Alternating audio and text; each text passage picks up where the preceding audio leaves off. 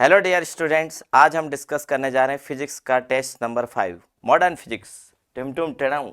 देखो, क्वेश्चन में बोला है एक प्रोटॉन, एक न्यूट्रॉन, एक इलेक्ट्रॉन के अल्फा कण की ऊर्जा सेम है। चार पार्टिकल है, कौन है? प्रोटॉन, फिर न्यूट्रॉन, एक इलेक्ट्रॉन और एक अल्फा पार्टिकल। इन सबकी एनर्जीज क्या है? सेम है। तो अपने को इनकी डी ब्रॉगली वेवलेंथ को कंपेयर करनी, तुलना करनी है। तो हम जानते हैं जो लेमडा होता है डी ब्रॉगली वेवलेंथ, वो कितना होता है? H upon under root 2m into kinetic energy. अब काइनेटिक एनर्जी सबके सेम है, गतिज ऊर्जा सेम है ना? सबकी ऊर्जा क्या है? सेम है। और सबकी ऊर्जा अगर सेम है तो बेटा लेमडा क्या हो जाएगा? लेमडा हो जाएगा व्युत्क्रमानुपाती किसके? द्रव्यमान के inversely proportional, root of mass के इनवर्सली प्रोपोर्शनल। अब हम जानते हैं मास किसका ज्यादा होता है, तो सबसे ज्यादा मास इनमें चारों में किसका ज्यादा होता है? अल्फा का। उसके बाद बेटा प्रोटॉन और न्यूट्रॉन का मास क्या होता है? बराबर होता है, लेकिन अल्फा से कम होता है। और फिर सबसे कम मास किसका होता है? एक मिनट। तो सबसे ज्यादा मास किसका होता है? अल्फा का। सबसे ज्यादा मास किसका होता है? अल्फा का। प्रोटॉन और न्यूट्रॉन का मास क्या होता है? बराबर होता है। और फिर सबसे कम मास किसका होता है? इलेक्ट्रॉन का। तो जिसका मास कम होगा उसकी डी ब्रॉगली वेवलेंथ ज्यादा होगी। तो क्या होगा? लेमडा अल्फा कम होगा, लेमडा प्रोटॉन और न्यूट्रॉन बराबर होगा, और लेमडा इलेक्ट्रॉन सबसे ज्यादा होगा। ठीक, तो सही आंसर क्या आएगा? सही आंसर आएगा इसमें बेटा अपना सेकेंड ऑप्शन आएगा, है ना? सेकेंड ऑप्शन यानी कि बबीता आएगा। क्लियर है? चलो आगे बढ़ते हैं। अगला सवाल क्या है? अगले सवाल में बोला electron is moving with this velocity x axis में जा रहा है, और मैग्नेटिक फील्ड किधर लग रहा है? जे एक्सिस में लग रहा है। इलेक्ट्रॉन का प्रारंभिक वेग आई कैप दिशा में है, और चुंबकीय क्षेत्र बी वेक्टर बराबर बी नॉट जे कैप में है। तो अब देखो भाई, वेलोसिटी किधर है? आई एक्सिस में, है ना? वेलोसिटी किधर है अपनी? वेग किधर है? एक्स एक्सिस में। और मैग्नेटिक फील्ड किधर है? मैग्नेटिक फील्ड हमारा वाई एक्सिस में। तो जो फोर्स होता इलेक्ट्रॉन, है ना, जो फोर्स लगेगा इलेक्ट्रॉन पर, जो लगेगा बल, वो क्या आता है? Q v cross B. और वी क्रॉस बी क्या है? ये दोनों एक दूसरे के लंबवत है। ये दोनों एक दूसरे के क्या है? लंबवत है। तो आई क्रॉस जे करोगे, आई क्रॉस जे करोगे तो लंबवत क्या होगा? तो लंबवत हो गया बेटा। लंबवत हो गया तो क्या हो गया? लंबवत हो गया तो इलेक्ट्रॉन पर क्या हो गया? इलेक्ट्रॉन पर बल जो लगेगा, तो बल तो लगेगा, तो इलेक्ट्रॉन की बेटा क्या होगी? चाल नियत रहेगी, चाल नियत रहेगी। और चाल नियत रहेगी तो डी ब्रॉगली वेवलेंथ नहीं बदलेगी। तो आंसर क्या आएगा बेटा? नियत रहेगी, रिमेंस कांस्टेंट रहेगी। आगे बढ़ेंगे। अगले क्वेश्चन में बोला कि एक इलेक्ट्रॉन क्या है? इलेक्ट्रिक फील्ड यानी विद्युत क्षेत्र में जा रहा है। विद्युत क्षेत्र किधर लग रहा है? Minus E naught i cap पे लग रहा है। तो टी समय पर इसकी डी ब्रॉगली वेवलेंथ निकालना है। अगर इसकी प्रारंभिक डी ब्रॉगली वेवलेंथ कितनी है? लेमडा नॉट है ना? An electron moves with initial velocity v naught i cap, और इलेक्ट्रिक फील्ड किधर है? E vector is equal to minus E naught i cap. तो अपने को क्या निकालना? डी ब्रॉगली वेवलेंथ निकालनी है किस समय बाद? टी समय बाद। तो अपने को क्या करना बेटा कि लेमडा जो होता है, लेमडा होता है h upon m v. Lambda क्या होता है? H upon m v. अगली स्लाइड पे ले चलते हैं अपन, है ना? तो लेमडा क्या होता है अपना? H upon m v. तो लेमडा क्या हो जाएगा? इनिशियल लेमडा हो जाएगा लेमडा नॉट एच अपन में एम वी नॉट। अब क्या है? इलेक्ट्रिक फील्ड किधर लग रहा है बेटा? इलेक्ट्रिक फील्ड लग रहा है हमारा किधर? माइनस डायरेक्शन में, है ना? और इलेक्ट्रिक फील्ड कितना? Minus E naught i cap, यानी माइनस डायरेक्शन में लग रहा है। और इलेक्ट्रॉन किधर मोशन कर रहा? इलेक्ट्रॉन मोशन कर रहा किधर की तरफ? प्लस एक्स एक्सिस में, v vector v naught i cap velocity से, है ना? तो अब क्या होगा? इलेक्ट्रॉन पर जो फोर्स लगता है, इलेक्ट्रॉन पर जो फोर्स लगता है वो इलेक्ट्रिक फील्ड के अपोजिट लगता है। यानी इलेक्ट्रिक फील्ड किधर लग रहा है? अगर electric field minus x axis में लग रहा है तो इस पर जो फोर्स लगेगा ए बराबर ई, वो किधर लगेगा? पॉजिटिव डायरेक्शन में, यानी कि आई कैप में लगेगा। इस फोर्स की वजह से क्या होगा कि इलेक्ट्रॉन के ऊपर ये जो बल लग रहा है, इसकी वजह से इलेक्ट्रॉन में त्वरण आएगा, यानी कि एक्सेलेरेशन आएगा। तो एक्सेलेरेशन क्या होता है? एक्सेलेरेशन होता है फोर्स अपॉन में मास। फोर्स कितना हो जाएगा? ई। ठीक है, कौन सी दिशा में? आई कैप में। और मास कितना? ए में। तो कुछ समय बाद क्या होगा? इसकी टी समय बाद इसकी वेलोसिटी चेंज हो जाएगी। तो वी वेक्टर क्या हो जाएगा? You vector plus A vector into T. यहां से आप देखोगे तो वी वेक्टर कुछ समय बाद इसका जो अंतिम वेग है, यानी कि फाइनल वेलोसिटी, इनिशियल वेलोसिटी यानी कि प्रारंभिक वेग कितना था? वी नॉट प्लस एक्सेलेरेशन यानी त्वरण की यहाँ पे हम क्या लिखेंगे? ई। अच्छा, ये कौन सी दिशा में था? ये आई कैप दिशा में था। ई बटे एम कितने समय बाद? टी। और ये भी कौन सी दिशा में? आई कैप। तो इसकी जो वेलोसिटी आई, फाइनल वेलोसिटी का मैग्नीट्यूड, वो कितना है? दोनों आई में है तो डायरेक्ट जुड़ जाएंगे। तो v naught plus e by m multiply by t, है ना। तो अब हमें क्या निकालना है, हमें बाद वाला लेमड़ा निकालना है। तो बाद वाला क्या हो जाएगा बेटा, लेमड़ा डैश क्या हो जाएगा, एच अपॉन में एम ये वाला वेग वी, तो एच अपॉन में एम, वी की जगह पे क्या लिखेंगे, v naught plus e by m multiply by t. अब क्या करेंगे हम, वी नॉट यहाँ से कॉमन ले सकते हैं, तो लेमडा नॉट क्या हो जाएगा, एच अपॉन में एम, वी नॉट कॉमन लोगे तो यहाँ क्या हो जाएगा, 1 प्लस यहाँ बचेगा ई एम, वी नॉट नीचे आ जाएगा मल्टीप्लाई बाई टी हो जाएगा। अब देखो h upon m v naught को हम क्या लिख सकते हैं, लेमडा नॉट लिख सकते हैं इनिशियल, तो लेमडा डैश कितना हो जाएगा, लेमडा डैश हो जाएगा लेमडा नॉट और नीचे आ जाएगा 1 प्लस ई बटा m v naught multiply by t. Option में अगर देखो तो कौन सा ऑप्शन अपने को मिलेगा बेटा, ये अपने को मिलेगा 1 नंबर ऑप्शन, है ना भैया, 1 नंबर बात है कि नहीं। तो पहला ऑप्शन मिला, देखो यार मैच कर लो यार, मजा आ गया, बढ़िया ऑप्शन। ठीक है चलो, बढ़िया सवाल है, 1 नंबर बेहतरीन सवाल है। अगला वाला सवाल भी बेहतरीन है, मतलब मजा आ जाएगा तुम्हें। यार देखो आपकी बार जो इलेक्ट्रॉन है ना वो आई एक्सिस में जा रहा है, एक्स एक्सिस में, वी वेक्टर बराबर वी नॉट आई कैप, और अब जो इलेक्ट्रिक फील्ड है वो किधर है, वो जे कैप में, यानी कि लंबवत लग रहा है। और प्रारंभिक डी ब्रोगली तरंग जा रही है ऐसे ही, तो समय टी के साथ डी ब्रोगली वेवलेंथ क्या होगी, टी समय बाद बतानी है। De Broglie wavelength at T time is given by, 4 option है तुम्हारे पास। तो अब देखो भैया हमारा जो इलेक्ट्रॉन है वो किधर जा रहा है, वी नॉट वेलोसिटी से किधर जा रहा है, आई कैप दिशा में जा रहा है, और जो इलेक्ट्रिक फील्ड है वो कहाँ जा रहा है, इलेक्ट्रिक फील्ड किधर कार्य कर रहा है, ई नॉट परपेंडिकुलर है जे कैप के। तो अब ये बताओ अगर इलेक्ट्रिक फील्ड ऊपर की तरफ है ना, इलेक्ट्रिक फील्ड किधर है, प्लस जे में, तो इलेक्ट्रॉन पर फोर्स किधर लगेगा, तो इलेक्ट्रॉन पर जो फोर्स लगेगा वो लगेगा ई, ठीक है, क्या लगेगा ई और कौन सी दिशा में लगेगा, माइनस जे दिशा में लगेगा। तो ई के यहाँ पे क्या लिखोगे, ई नॉट, है ना, और माइनस में लगेगा तो फोर्स में हम यहाँ क्या लगा सकते हैं, यहाँ पे माइनस लगेगा। फोर्स को हम क्या लिखेंगे, m a vector is equal to minus E naught, और यहाँ पे क्या लिखेंगे, जे वेक्टर। तो ए कितना आ जाएगा, त्वरण आ जाएगा माइनस ई नॉट बटे एम, और अगर वेक्टर में लिखो तो किधर आएगा, जे वेक्टर में। अब इसके कारण क्या होगा कि इलेक्ट्रॉन का जो वेग होगा, वो वेग यानी कि वेलोसिटी चेंज होगी, तो वी क्या हो जाएगा, you plus A T, vector में लिख दो अभी तो वी वेक्टर क्या हो जाएगा बेटा, वी वेक्टर हो जाएगा वी नॉट यू, प्रारंभिक वेग कितना था, वी नॉट आई कैप, और त्वरण किधर था बेटा, त्वरण नीचे की तरफ था, तो माइनस ई नॉट बटे एम, और कौन सी दिशा में था, जे कैप दिशा में था, और मल्टीप्लाई बाय क्या कर देंगे हम, टी से। अब देखो ये दोनों एक दूसरे के क्या है, लंबवत है, तो हमने को इलेक्ट्रॉन की क्या निकालनी, चाल स्पीड निकालनी, चाल या स्पीड क्या हो जाएगी, चाल या स्पीड हो जाएगी बेटा क्या, दोनों का रिजल्टेंट निकालना पड़ेगा। अब दोनों परपेंडिकुलर है तो रिजल्टेंट क्या हो जाएगा, वी नॉट का स्क्वायर प्लस इसका होल स्क्वायर करोगे तो ये प्लस में आ जाएगा e square e naught square बटे m square into t square, है ना। तो लेमडा डैश निकालोगे, बाद वाली लेमडा क्या हो जाएगी बेटा, एच अपॉन में बाद वाला वेग एम वी की वैल्यू रखोगे तो क्या मिलेगा, ले दे के लेमडा डैश बाद वाला लेमडा एच अपॉन में एम, बाद वाला वेग कितना हो जाएगा, मेरे बच्चे बोलेंगे वी नॉट का स्क्वायर, ओहो रूट भी तो आएगा सर, हाँ ठीक है, वी नॉट का square plus e square m square e naught square into t square.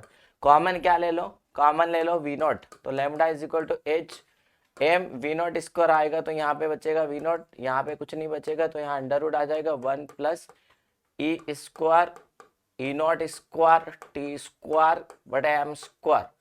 तो अच्छा लेमडा डैश निकालना था, h upon m v naught को क्या बोलोगे, लेमडा नॉट क्वेश्चन में बोला है, तो नीचे क्या बचेगा 1 plus e square e naught square t square, है ना। एक अच्छा वेलोसिटी निकाल ली अपने बाहर, तो यहाँ पे एक वी नॉट का स्क्वायर भी आएगा, तो यहाँ पे क्या आ जाएगा एम स्क्वायर और वी नॉट का स्क्वायर। ऑप्शनों को देखते हैं तो कौन सा ऑप्शन मिलता है बेटा, ऐसा कौन सा ऑप्शन, इसकी शकल किससे मैच हो रही है, इसकी शकल मैच हो रही है चमेली, यानी कि तीसरा ऑप्शन मैच हो रहा है, बहुत बढ़िया बहुत बेहतरीन। तो आंसर क्या आएगा मेरे बच्चे थर्ड आंसर आएगा, कोई दिक्कत नहीं है। चलो आगे बढ़ते हैं, अगला प्रश्न, प्रश्न क्रमांक 140 में क्या बोला है कि एक न्यूट्रॉन है वो कोलाइड करता है किससे, एक ड्यूटेरियम से जो कि रेस्ट में है, तो कितना परसेंट एनर्जी लॉस हुई। विरामावस्था पर रखा एक न्यूट्रॉन ड्यूटेरियम के साथ एक सम्मुख संघट्ट करता है, न्यूट्रॉन की ऊर्जा का कितना अंश ड्यूटेरियम में स्थानांतरित होता है। तो हम जानते हैं, भले नहीं जानते, एक फॉर्मूला है डेल्टा के बटा के, देखते को मालूम नहीं पर है ही है ना, ये फॉर्मूला है कितना है 4m1 m2, ये पिछले टेस्ट में भी पूछा था, 4m1 m2 अपन में m1 प्लस m2 का होल स्क्वायर। अब वैल्यू रख दो। अब देखो जो न्यूट्रॉन का मास होता है उसके कंपैरिजन में न्यूट्रॉन का मास डबल होता है, यानी कि न्यूट्रॉन का द्रव्यमान m है तो न्यूट्रॉन का द्रव्यमान कितना ले लेंगे, 2m ले लेंगे, कोई परेशानी नहीं है। तो 4m इंटू क्या करेंगे, 2m करेंगे, कर देंगे ना मेरा भाई, और divided by m plus 2m का क्या कर देगा, होल स्क्वायर। तो ऊपर हो जाएगा 4 दूनी 8 m स्क्वायर, और नीचे कितना हो जाएगा, नीचे कितना हो जाएगा 1 प्लस 2 3, 3m का होल स्क्वायर यानी कि 9m स्क्वायर। m स्क्वायर से m स्क्वायर कट्टस, अपने को प्रतिशत में पूछा था तो डेल्टा के बटा के मल्टीप्लाई कर दोगे किससे, 100, और पीछे लगा दोगे परसेंट, 8/9 मल्टीप्लाई कर दोगे 100%, ये हो जाएगा 800/9, 800/9 करोगे तो ये आएगा 88.9। लगभग लगभग अपन इसको बोल सकते हैं कितने प्रतिशत, 89%। बोलो हाँ कि ना, बिल्कुल सही, पहला ऑप्शन अनीता टिक कर देंगे और आगे बढ़ेंगे। नहीं 140 के बाद क्या आता है, 141 आता है। 4 kg द्रव्यमान की एक गेंद ए है और दूसरी गेंद कितनी है, 1 kg द्रव्यमान की बी, और ये दोनों क्या करती बेटा, संघट्ट करती है, और संघट्ट के बाद ये v1 और v2 वेलोसिटी से क्षैतिज के साथ कितने 30 अपनी मूल दिशा से 30 और 60 डिग्री के कोण पर निकल जाती। तो अपने को क्या करना है, v1 v2 यानी इनकी स्पीड का रेशियो बताना है टकराने के बाद, ठीक है, चालों का अनुपात बताना। तो क्या हो गया बेटा, देखो यार इधर क्या हुआ कि ये पहले तो क्या करिए कि विरामावस्था में थी और विरामावस्था में थी, ठीक है, ये विरामावस्था में थी और विरामावस्था में होने के बाद अगर ये टक्कर करी तो ये एक ऐसे चली गई ए वाली, और बी वाली कैसे चली गई, ऐसे चली गई। ए वाली ने कितना कोण बनाया, अच्छा ये v1 चाल से चली गई, ये v2 चाल से चली गई, ये कोण कितना बनाया इन्होंने 30 डिग्री, और ये इसने कितना कोण बनाया 60 डिग्री बनाया, है ना। अब हम जानते हैं कि संवेग क्या होता है, तो संवेग होता है अगर इसका द्रव्यमान m1 बोलूं और इसका द्रव्यमान m2 बोलूं तो क्या होगा बेटा, प्रारंभिक संवेग तो क्या हो जाएगा 0 है, तो अगर बाद वाला संवेग भी क्या हो जाना चाहिए था, 0 होना चाहिए था। तो हम क्या करेंगे, इसके 2 घटक करेंगे, बाद वाले संवेग के क्या करेंगे बेटा, 2 घटक करेंगे, है ना। तो ये 30 डिग्री है और ये कितने डिग्री है, 60 डिग्री। अब पहले वाली गेंद का द्रव्यमान ए का द्रव्यमान कितना था बेटा, ए का द्रव्यमान 4 था, तो इसका वेग हो जाएगा 4v1 टकराने के बाद, और इसका द्रव्यमान 1 था तो इसका कितना हो जाएगा 1 इंटू v2, घटक करोगे तो इस रेखा के अनुदिश दोनों घटक क्या हो जाएंगे बेटा, कॉस के हो जाएंगे। तो क्या हो जाएगा 4v1 प्लस v2।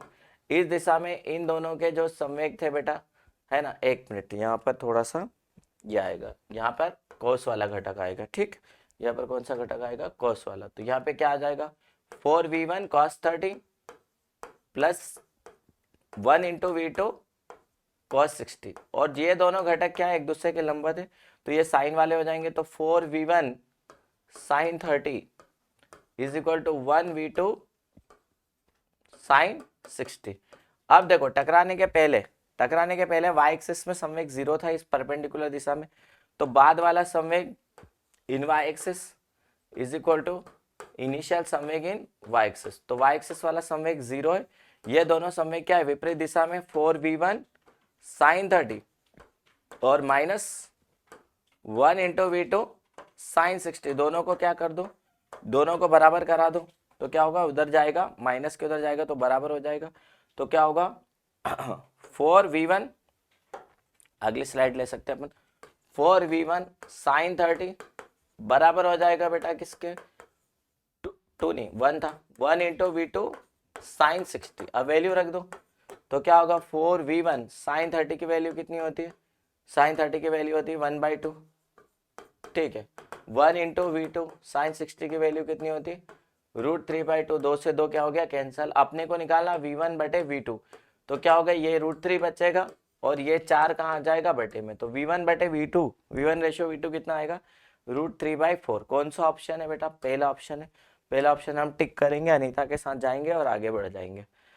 अगली स्लाइड पर अपन चलते हैं, 2 बातें बोलिए 2 statement. In photo electric effect on increasing the intensity of light, both the number of electrons emitted and kinetic energy each of them get increased, but photo current remains unchanged। क्या बोला है बेटा, प्रकाश विद्युत प्रभाव में प्रकाश की तीव्रता बढ़ाने पर उत्सर्जित इलेक्ट्रॉनों की संख्या तथा प्रत्येक इलेक्ट्रॉन की गतिज ऊर्जा दोनों बढ़ जाती है, लेकिन प्रकाश विद्युत धारा अपरिवर्तित रहती है। पहला ऑप्शन समझो कि बेटा जो करंट होता है ना, करंट डिपेंड करता है इंटेंसिटी पे। क्यों? क्योंकि दोनों की शकल मैच होती है, I for current, I for intensity directly proportional होता है। लेकिन क्वेश्चन में क्या बोला कि प्रकाश विद्युत धारा अपरिवर्तित रहती है, गलत बात है। दूसरी बात ये होता है कि बेटा जो फोटोन की तीव्रता है अगर उसको बढ़ाओगे, है ना, इंटेंसिटी बढ़ाओगे अगर, तो काइनेटिक एनर्जी पे कोई फर्क नहीं पड़ेगा, क्योंकि काइनेटिक एनर्जी डिपेंड करती है फ्रीक्वेंसी पे, आवृत्ति पे। देखो ये न्यू है ना, तो ये क्या करता है, काइनेटिक एनर्जी डिपेंड करती है फ्रीक्वेंसी पे, इसको इंटेंसिटी से कोई लेना देना नहीं है। तो पहली बात क्या बोली, प्रकाश विद्युत धारा केवल प्रकाश की, पहली बात जो बोली वो बिल्कुल गलत बोली। क्यों? क्योंकि दो कारण है कि एक तो बेटा तीव्रता बढ़ाने पर करंट चेंज होना चाहिए, दूसरी बात क्या होना चाहिए, तीव्रता बढ़ाने पर ऊर्जा में कोई फर्क।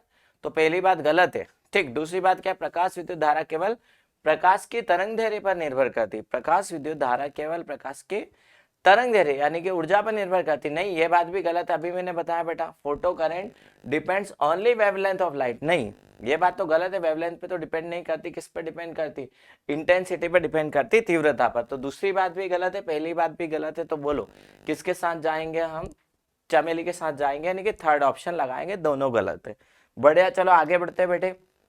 ये बहुत अच्छा सवाल है बेटा, है ना, जिन लोगों ने नोट्स अच्छे से पढ़े होंगे उन लोगों को ये क्वेश्चन बहुत ही आसान लगा होगा। क्या, स्टॉपिंग पोटेंशियल वर्सेस फ्रीक्वेंसी का ग्राफ अपने को दे रखा है और अपने को कॉलम 1 और कॉलम 2 को मैच करना, प्रकाश की आवृत्ति और निरोधी विभव, ठीक, और अधिकतम गति जो यानी कि दो ग्राफ दे रखे अपने को।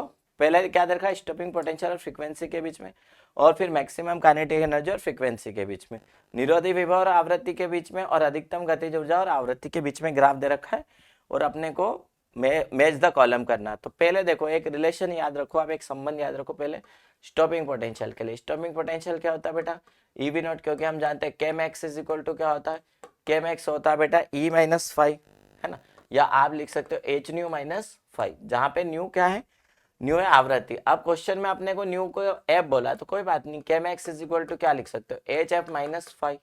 तो ईवी नॉट क्या हो जाएगा, ईवी नॉट के मैक्स को हम क्या लिख सकते हैं, ईवी नॉट के बराबर, निरोधी वैभव के बराबर, तो क्या हो जाएगा एच एफ माइनस फाइव।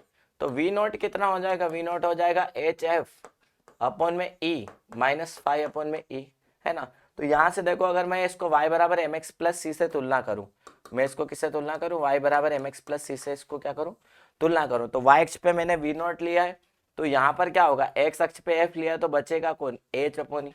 तो h अपॉन ई क्या हो जाएगा बेटा, स्लोप, स्लोप मतलब ढाल, ढाल किसके बराबर हो जाएगा, h अपॉन ई के। और ये जो बची हुई चीज है ये अंतखंड है, तो अंतखंड क्या हो जाएगा, c बराबर माइनस फाइव बटा ई। तो सबसे पहले अगर हम रेखा 1 की बात करें तो रेखा 1 का ढाल कितना होगा, h अपॉन ई।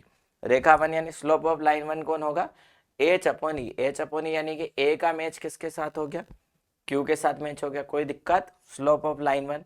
दूसरी बात अगर अपन निकाले अंतखंड, तो अंतखंड कितना आया अपना, 5 बटा ई, 5 बटा ई यानी कि यहाँ पे y1 है, तो y1 कितना आया बेटा, 5 बटा ई नेगेटिव आएगा, तो नेगेटिव आएगा तो y1 किसके साथ जाएगा, y1 जाएगा s के साथ, y1 किसके साथ जाएगा बेटा, y1 जाएगा s के साथ, है ना। तो d का मैच होना चाहिए किसके साथ, d का मैच होना चाहिए s के साथ, a का मैच किसके साथ होना चाहिए, a का मैच होना चाहिए किसके साथ, q के साथ मैच होना चाहिए, ठीक है।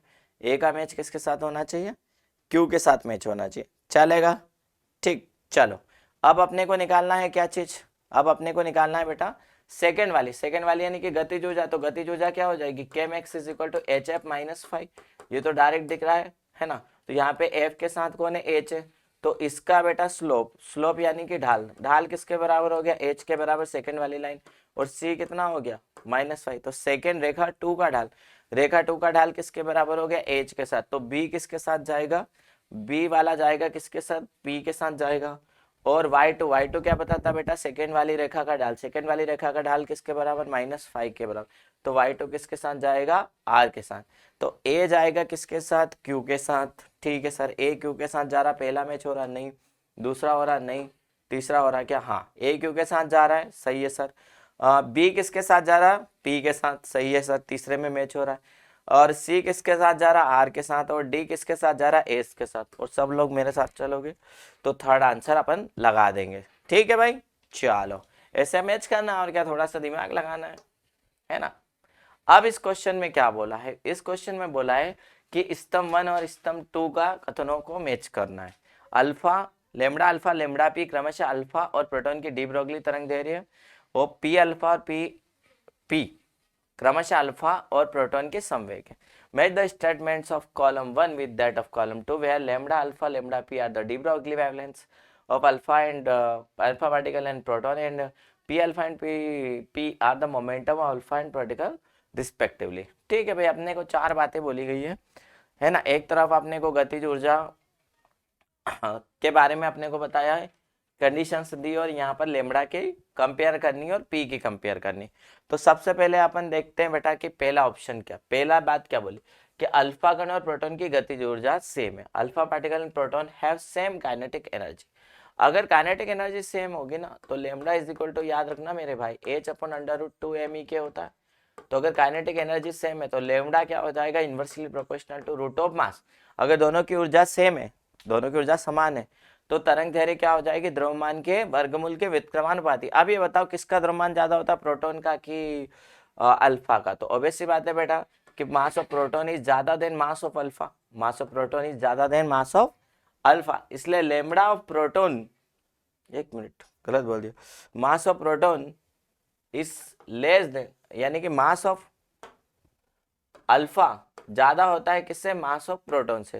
अल्फा का द्रव्यमान प्रोटॉन से ज्यादा होगा, तो लेमडा अल्फा लेस देन होगी किससे, लेमडा प्रोटॉन से। तो ए किसके साथ मैच करेगा, ए किसके साथ मैच करेगा, तो प्रोटॉन की ज्यादा है, प्रोटॉन की ज्यादा है, तो ए किसके साथ मैच करेगा, क्यू के साथ मैच करेगा। तो पहला ऑप्शन तो अपना दिख नहीं रहा है, ठीक है। ए किसके साथ मैच करेगा, क्यू के साथ करेगा, बाकी ऐसे कोई ऑप्शन नहीं दिख रहे, ठीक है। दूसरा अपन निकाल सकते हैं क्या, अल्फा कण की गतिज ऊर्जा प्रोटॉन की तुलना में 1/4 है, ठीक। अल्फा कण की गतिज ऊर्जा प्रोटॉन की तुलना में क्या है, 1/4 है ना। तो क्या हो गया बेटा, अब कंपेयर करेंगे अपन दोनों का, तो दोनों का अगर अपन कंपेयर करेंगे, दोनों का क्या करेंगे हम, कंपेयर करेंगे, ठीक। अच्छा, अगर दोनों की काइनेटिक एनर्जी सेम हुई तो मोमेंटम में क्या रिलेशन होगा, तो मोमेंटम हो जाएगा P is equal to √2 MEK, P is equal to √2 MEK, है ना। तो E के सेम है तो P प्रोपोर्शनल हो जाएगा रूट ऑफ मास के, P प्रोपोर्शनल किसके हो जाएगा, रूट ऑफ मास के। तो बेटा जिसका मास ज्यादा होगा उसका मोमेंटम भी ज्यादा होगा, तो अल्फा का मास ज्यादा होता है, अल्फा का द्रव्यमान ज्यादा होगा, तो अल्फा का संवेग भी ज्यादा होगा। तो ए के दो मैच होंगे, ए का मैच होगा क्यू के साथ और ए का मैच होगा एस के साथ। तो ए के दो मैच हो गए बेटा, ए का मैच हो गया किस किस के साथ, क्यू के साथ और एस के साथ। फिर अगला क्या बोला है कि दोनों की गतिज ऊर्जा, अल्फा कण की गतिज ऊर्जा प्रोटॉन की तुलना में 1/4 है। अल्फा कण की गतिज ऊर्जा बेटा प्रोटॉन की तुलना में 1/4 है। तो दोनों के अल्फा कण की गतिज ऊर्जा प्रोटॉन की तुलना में 1/4 है। अल्फा कण की गतिज ऊर्जा क्या है बेटा, प्रोटॉन की तुलना में 1/4। ई के अल्फा इज इक्वल टू ई के प्रोटॉन का कितना बेटा, 1/4 है ना। तो लेमडा इज इक्वल टू क्या हो जाएगा, लेमडा हो जाएगा H अपॉन में √2 MEK, ठीक। पहले हम किसके लिए लिख लेंगे, प्रोटॉन के लिए, फिर हम किसके लिए लिख लेंगे, अल्फा के लिए, H अपॉन √2 MEK प्रोटॉन की, और यहाँ पे E के किसकी, अल्फा की। अब दोनों को कंपेयर करेंगे तो लेमडा अल्फा अपन में लेमडा प्रोटॉन, H तो कांस्टेंट है, अब जो ऊपर लिखा है लेमडा अल्फा लिखा है ना, लेमडा अल्फा ऊपर लिखा है और लेमडा प्रोटॉन का लिखा है नीचे। अगर मैं इसको डिवाइड करूं, मैं इसको क्या करूं, डिवाइड करूं, तो ये क्या होगा, ये वाली चीज ऊपर चली जाएगी, तो क्या हो जाएगा √2, यहाँ पे मास किसका लेंगे, प्रोटॉन का, और यहाँ पे मास किसका लेंगे, अल्फा का। तो 2 मास ऑफ प्रोटॉन है ना, और काइनेटिक एनर्जी ऑफ प्रोटॉन लिख दूंगा मैं EKP, डिवाइडेड बाय करूंगा √2 m अल्फा। m अल्फा को मैं क्या लिख सकता हूँ, 4 times of mass of proton, 4 times of mass of proton, तो 4 times of mass of proton. और एनर्जी को क्या लिख सकता हूँ, energy of proton divided by 4, 4 से 4 क्या हो गया कैंसल, MP से MP कैंसल, EKP से EKP कैंसल, 2 से 2 कैंसल, सब कुछ कट गया। तो लेमडा अल्फा और लेमडा प्रोटॉन क्या हो गए, सेम हो गए। तो पीछे जाना पड़ेगा इसके लिए हमको, इसके लिए पीछे जाना पड़ेगा। तो अगर दोनों की ऊर्जा 1/4 है तो दोनों की लेमडा क्या हो जाएगी, सेम हो जाएगी, यानी कि बी वाला, बी का किसके साथ मैच होगा, तो बी का मैच हो गया किसके साथ, एक तो पी के साथ हो गया है ना, तो बी का मैच हो गया किसके साथ, पी के साथ। अब बी का एक और मैच अपने को कराना है, तो अगर हाँ, बी का अगर अपने को मैच कराना है तो क्या हो गया बेटा, अब अपने को निकालना है समवेग में रिलेशन। तो समवेग क्या होता है, पी बराबर एम वी, है ना, या पी बराबर क्या लिख सकते हैं, √2 के। तो मास अगर 4 गुना है तो क्या हो गया बेटा, एनर्जी भी तो 1/4 है, तो दोनों के समवेग भी बराबर हो जाएंगे। तो बी का मैच किसके साथ हो गया, 2 मैच होंगे, पी और आर के साथ। अब बचा कौन, alpha particle has 4 times kinetic energy. Alpha particle की एनर्जी अगर 4 टाइम्स हुई किससे, तो भी वही बात हो जाएगी। ठीक है, तो वही सी वाला रिपीट हो गया बेटा, पी आर, है ना। और डी वाला कौन हो गया बेटा, डी वाला alpha particle and proton has same velocity. अगर दोनों की वेलोसिटी सेम है तो क्या आएगा, डी वाला मैच करेगा किसके साथ, क्यों, क्योंकि लेमडा होता है h/mv। ठीक है, h/mv। तो अगर वेलोसिटी सेम है तो जिसका मास ज्यादा होगा, जिसका मास ज्यादा होगा उसकी डी ब्रोगली कम होगी। तो प्रोटॉन का मास कम है तो उसकी डी ब्रोगली वेवलेंथ ज्यादा होगी, तो डी मैच करेगा एक तो क्यू के साथ। और दूसरा बेटा अगर अपन बात करें समवेग की बात करें तो समवेग क्या होता है, समवेग होता है पी बराबर एम वी, क्योंकि अल्फा का द्रव्यमान ज्यादा होगा तो अल्फा का समवेग ज्यादा होगा। तो सेकंड का आंसर क्या आएगा, क्यू एस आएगा, डी का मतलब क्यू एस आएगा। तो आंसर क्या लगाएंगे हम, बबीता, बबीता मतलब सेकेंड ऑप्शन। आगे बढ़ते हैं मेरे बेटे, अगला क्वेश्चन अपना 145, बहुत आसान सवाल है बेटा। देखो यहाँ पर अपने को क्या बोला है कि फ्रीक्वेंसी दे रखी है ए बी सी, है ना, आवृत्तियां दे रखी है और अपने को तीव्रता दे रखी है और इनमें रिलेशन बताना। तो यहाँ पर देखो, यहाँ पर एनोड पोटेंशियल यानी कि स्टॉपिंग पोटेंशियल क्या है, सेम है। अगर स्टॉपिंग पोटेंशियल सेम होगा तो आवृत्ति भी सेम होगी, यानी कि कौन सी आवृत्ति है, फ्रीक्वेंसी बराबर है, न्यू है बराबर न्यू भी। अब तुम ये देखो कि ये तीनों करंट अलग अलग है ना, ये तीनों तीव्रता अलग अलग है। तो तीव्रता का मैंने अभी बोला, तीव्रता का सीधा संबंध किससे होता है, धारा से। इंटेंसिटी का सीधा रिलेशन होता है किससे, करंट से। तो क्या ये तीनों इंटेंसिटी सेम है, नहीं है, तो तीनों करंट भी सेम नहीं है। तो ए और बी वाला करंट तो कोई भी बराबर नहीं होंगे, पर फ्रीक्वेंसीज कौन सी बराबर होगी, ए और बी। तो आंसर क्या आएगा बेटा, फर्स्ट आ जाएगा। ठीक, चलो। एक प्रकाश विद्युत प्रवाह में इलेक्ट्रॉन की आवृत्ति को धातु एक्स और वाई से बाहर निकाला जाता है। इलेक्ट्रॉन को रोकने के लिए आवश्यक विभवांतर v को विभिन्न आवृत्तियों के लिए मापा जाता है। यदि y का कार्यफलन x से अधिक है तो कौन सा ग्राफ अपेक्षित परिणामों को दर्शाता है। In photoelectric experiment electrons are ejected from metals x and y by light of frequency nu. The potential difference we require to stop the electron is measured for various frequencies. If y has greater work function, then which graph illustrates the expected result? ठीक है, तो हम जानते हैं बेटा कि जो kinetic maximum kinetic energy होती है वो किसके बराबर होती है, ईवी नॉट के बराबर। और ईवी नॉट को हम किसके बराबर लिख सकते हैं, एच न्यू माइनस फाइव के बराबर। तो वी नॉट क्या हो जाएगा बेटा, वी नॉट हो जाएगा किसके बराबर, वी नॉट हो जाएगा H new upon E minus five upon में ई। अब अपने को क्या निकालना बेटा, देखो स्लोप तो दोनों का सेम है क्योंकि स्लोप तो एच अपॉन ई है। तो इंटरसेप्ट किसके बराबर हो जाएगा, -5 बटा ई। जिसका इंटरसेप्ट ज्यादा होगा उसका फाइव भी ज्यादा होगा। तो अगर मैं इनका इंटरसेप्ट निकालूं, है ना, इनका इंटरसेप्ट अगर मैं निकालूं तो मेरे को इस ग्राफ को क्या करना पड़ेगा, जैसे ये ग्राफ है मेरे को इसको एक्सटेंड करना पड़ेगा। तो पहले में देखो, पहले में इसका जो इंटरसेप्ट है यहाँ पर आएगा, दूसरे में इसका इंटरसेप्ट यहाँ आएगा, नेगेटिव है यानी नीचे काटेगा। तो ये कितना हो जाएगा बेटा, ये हो जाएगा 5/e, किसके लिए, y के लिए। तो किसका इंटरसेप्ट ज्यादा है, अंतखंड कौन ज्यादा काट रहा, अंतखंड कौन ज्यादा काट रहा, y वाला। तो आंसर y ये वाला होगा, यानी कि y इधर आएगा। क्यों, क्योंकि y का कार्यफलन x से अधिक है, इसलिए आंसर कौन सा आ जाएगा, फर्स्ट वाला आ जाएगा, है ना बेटे। आगे बढ़ते हैं दोस्त, बहुत अच्छा सवाल है। प्रकाश संवेदनशील धातु की सतह के लिए आपतित विकिरण आवृत्ति के विरुद्ध अवरोधक यानी निरोधी विभव V0 का ग्राफ चित्र में दिखा गया धातु का कार्यफलन है, क्या है ना। और ये h की वैल्यू दे रखी है 6.6 × 10⁻34 जूल सेकेंड, प्लैंक नियतांक। For a photosensitive metal surface, the graph of the stopping potential V0 against the frequency nu of the incident radiation is as shown in the figure. What is the work function of the metal H? ये दिया है।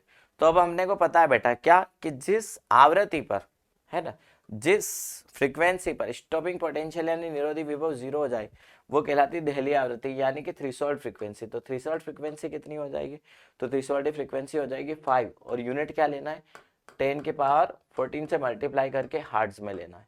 अब हमें पता है कि जो work function होता है 5 इज इक्वल टू किसके बराबर होता है, एच न्यू नॉट के, है ना। पर ध्यान रखना ये बेटा काय में रखना पड़ेगा, जूल में। ठीक है, काय में, जूल में। पर अपने को ऑप्शन इलेक्ट्रॉन वोल्ट में पूछे कोई दिक्कत नहीं है। 5 की वैल्यू कितनी रखेंगे, 6.6 × 10 की पावर -34। न्यू नोट कितना अपना 5 × 10 की पावर 40। लेकिन बेटा ये आंसर काय में है, जूल में आया। है ना, परेशान क्यों होते हैं फिजूल में, ये आंसर आएगा जूल में। अब हम जानते हैं बेटा एक ईवी जो होता है 1.6 इंटू 10⁻⁹ जूल के बराबर होता है, बोलो हाँ कि ना, है ना। तो 1 जूल कितना हो जाएगा बेटा, 1 जूल हो जाएगा 1/1.6 इंटू 10⁻⁹, है ना, और ये काय में बन जाएगा ईवी में। तो इसकी वैल्यू यहाँ पर रखेंगे तो फाइव इज इक्वल टू क्या हो जाएगा 6.6 इंटू 10⁻34 में से 14 गई तो क्या बचेगी, प्लस की 19 बचेगी इंटू 5, और डिवाइडेड क्या कर दोगे 1.6 इंटू 10⁻1.6 इंटू कितने से डिवाइड करोगे, अच्छा 4 भी तो था, 6.6 ठीक है चलेगा, 5 और 1.6 इंटू 10⁻19 से डिवाइड करोगे, ठीक, 10 किससे, या -19, तो ये भी -19 कैंसल हो गया, ठीक है, ये कटेगा लगभग 4 बार, तो 4 पंजे 20, 20 के आसपास आंसर आएगा, यानी 20.6 वोल्ट। कितना आंसर आया 20.6 इलेक्ट्रॉन वोल्ट। आगे बढ़ते हैं। L1 लंबाई की एक डोरी द्वारा लटकाए गए द्रव्यमान M के एक लोलक को ऊर्ध्वाधर तल में एक पूर्ण चक्कर के लिए आवश्यक न्यूनतम वेग दिया जाता है। उच्चतम बिंदु पर यहाँ L2 लंबाई की एक डोरी द्वारा लटकाए गए द्रव्यमान M के दूसरे लोलक से प्रत्यास्थ रूप से टक्कर करता है, जो प्रारंभ में विराम अवस्था में दोनों डोरियां द्रव्यमानहीन और अविस्तारणीय, यदि टक्कर के बाद दूसरा लोलक ऊर्ध्वाधर तल में एक चक्र पूर्ण करने के लिए आवश्यक न्यूनतम गति प्राप्त कर लेते तब अनुपात L1/L2 है। देखो अब देखने में सवाल बहुत बड़ा दिख रहा है कि above of mass M suspended by, भाई सब क्या हुआ कि एक बॉब था जिसका मास कितना था m1 है ना, ये क्या कर रहा था, ये लटकाया गया था, दूसरा एक और बॉब था जिसका मास कितना था, सेम मास था m, है ना। अब ये क्या करता है कि ये सर्कल घूम करके इससे टकराता और फिर ये क्या करता है, ये एक सर्कल पूरा करता, मतलब ये कैसे चल रहा है इस सर्कल में और दूसरा वाला क्या कर रहा है उस सर्कल में चल रहा। तो अब क्या होगा कि जो नीचे वाले पार्टिकल है ये टॉप पर पहुंचेगा, तो इसकी जो टॉप पर वेलोसिटी है, टॉप पर जो इसके उच्चतम बिंदु पर इसका जो वेग है वो दूसरे वाले के लिए क्या होगा, दूसरे वाले के लिए निम्नतम बिंदु पर वेग कितना होगा। तो ए जैसे ये फर्स्ट वाला है सेकंड वाला, तो फर्स्ट वाले के लिए न्यूनतम बिंदु पर उच्चतम बिंदु पर वेग कितना होगा √GL1, है ना, ये हम जानते हैं। और दूसरे वाले के लिए ये निम्नतम बिंदु दूसरे वाले का, तो दूसरे वाले के न्यूनतम बिंदु पर कितना वेग होगा √5GL2, दोनों तरफ वर्ग कर दो, रूट कर दो तो क्या होगा, रूट हट जाएगा, जी से जी कैंसिल हो जाएगा, तो क्या मिलेगा GL1 is equal to 5GL2, अपने को रेशियो निकालना है तो जी से जी कैंसिल कर दो, L1/L2 का रेशियो कितना आएगा 5/1, यानी कि 5 रेशियो आएगा। देखो दिमाग से होते ऐसे सवाल है ना, दिखने में बहुत बड़ा, बट अगर तूने कॉन्सेप्ट पकड़ लिया ना, ये सवाल क्या है, चवन्नी भर का सवाल है ना, जरा सा सवाल है रजाक सा। आगे बढ़ते हैं बेटा, जब 2 वाट पर मीटर स्क्वायर तीव्रता वाले 10⁻⁶ ईवी फोटोन की प्रकाश पुंज 1 × 10⁻⁴ मीटर स्क्वायर क्षेत्रफल और 5.6 ईवी कार्यफलन वाले प्लेटिनम की सतह पर आपतित होती है, पड़ती है, तो यहाँ आपतित फोटोनों का 0.53% प्रकाश इलेक्ट्रॉन उत्सर्जित करती है, प्रति सेकेंड उत्सर्जित इलेक्ट्रॉनों की संख्या ज्ञात कीजिए, ठीक है। तो नंबर ऑफ इलेक्ट्रॉन हम जानते हैं बेटा, नंबर ऑफ इलेक्ट्रॉन क्या होता है ना, पावर यानी कि कुल शक्ति divided by energy of electron, या एनर्जी ऑफ अ फोटोन, एक फोटोन की ऊर्जा, एनर्जी ऑफ अ फोटोन, और मल्टीप्लाई क्या कर देंगे हम एफिशिएंसी से। तो पावर को हम क्या लिख सकते हैं, पावर को हम लिख सकते हैं इंटेंसिटी इंटू एरिया, तीव्रता इंटू क्षेत्रफल, और डिवाइडेड बाय क्या बेटा energy of photon, energy of photon, और मल्टीप्लाई किससे करेंगे हम, मल्टीप्लाई करेंगे एफिशिएंसी से। आई बोलो, आई तीव्रता कितनी है 2, है ना, इंटेंसिटी कितनी है 2, और फोटोन की यानी कि बीम की एनर्जी कितनी 10.6। अब तुम्हें यहाँ पर कंफ्यूज होने की जरूरत नहीं कि सर हमें तो यहाँ पर कार्यफलन दिया, तो कार्यफलन सिर्फ ये बताता है कि इलेक्ट्रॉन निकलने में सक्षम है कि नहीं है ना। जो लाइट है बेटा वो इतना पावरफुल, उसके पास इतनी एनर्जी है कि नहीं वो इलेक्ट्रॉन निकाल पाए, तो अपने को तो फोटोन की एनर्जी लेने कितनी 10.6, ठीक, चलो 10.6 हो गया बेटा। उसके बाद में एरिया कितना दे रखा आपने को, एक मिनट फिर से देखते हैं अपन, ठीक है। तो यहाँ पर अपन क्या रखेंगे इंटेंसिटी यानी कि तीव्रता कितनी है, तो तीव्रता हमारी कितनी है बेटा, तीव्रता है 2 वाट पर मीटर स्क्वायर। एरिया कितना दे रखा अपना, एरिया दे रखा 1 × 10⁻⁴, ठीक है चलेगा सर। ईटा कितना 0.53 परसेंटेज है, तो क्या करेंगे 100 से डिवाइड करेंगे। एनर्जी ऑफ फोटोन, तो एनर्जी ऑफ फोटोन अपने को क्या दे रखी 10.6 ईवी में दे रखी, तो 10.6 ईवी को क्या में कन्वर्ट करोगे जूल में, परेशान क्यों होते हैं फिजूल में। तो अभी बताया था कि 1 eV is equal to 1.6 into 10 की पावर माइनस 19 जूल, है ना। तो अब क्या करोगे कि आप इसको बेटा कैसे सॉल्व करोगे, तो देखो नंबर ऑफ इलेक्ट्रॉन क्या हो जाएगा, पहले तो 10 की पावर का क्या करेंगे हिसाब करेंगे, ठीक है, 10 की पावर का क्या करेंगे हिसाब करेंगे। तो 0.53 को अगर मैं 2 से मल्टीप्लाई कर दूं तो मेरे बच्चे ये 1.06 बन जाएगा, बोल हाँ कि ना। और नीचे क्या बना है 10.6 बना, बहुत बढ़िया। दूसरा तेरे पास क्या बचेगा, दूसरा तेरे पास बचेगा 1.6। अब सारी पावर्स में एक तरफ कर लूंगा, ठीक है। तो 19 में से 2 गई, कितनी बचेगी -17, -17 है ना। 19 में से 2 गई तो कितनी बचेगी -17, -17 को ऊपर ले जाऊंगा तो +17, +17 में से 4 गई तो बेटा कितनी बचेगी प्लस की 13 बचेगी। अरे हाँ ना तो बोल दे कभी, है ना। अब एक बात बता, इसको मैं इससे कितनी बार मार सकता हूँ, तो इसको 10 बार काट सकता हूँ, ठीक है। 10 बार काट सकता हूँ तो क्या बचेगा 1.6, है ना, 1.6 और 10 की पावर कितनी हो जाएगी 12 हो जाएगी। अब इसको मैं ऐसे भी तो लिख सकता हूँ 10/1.6 इंटू 10 की पावर कितनी 11।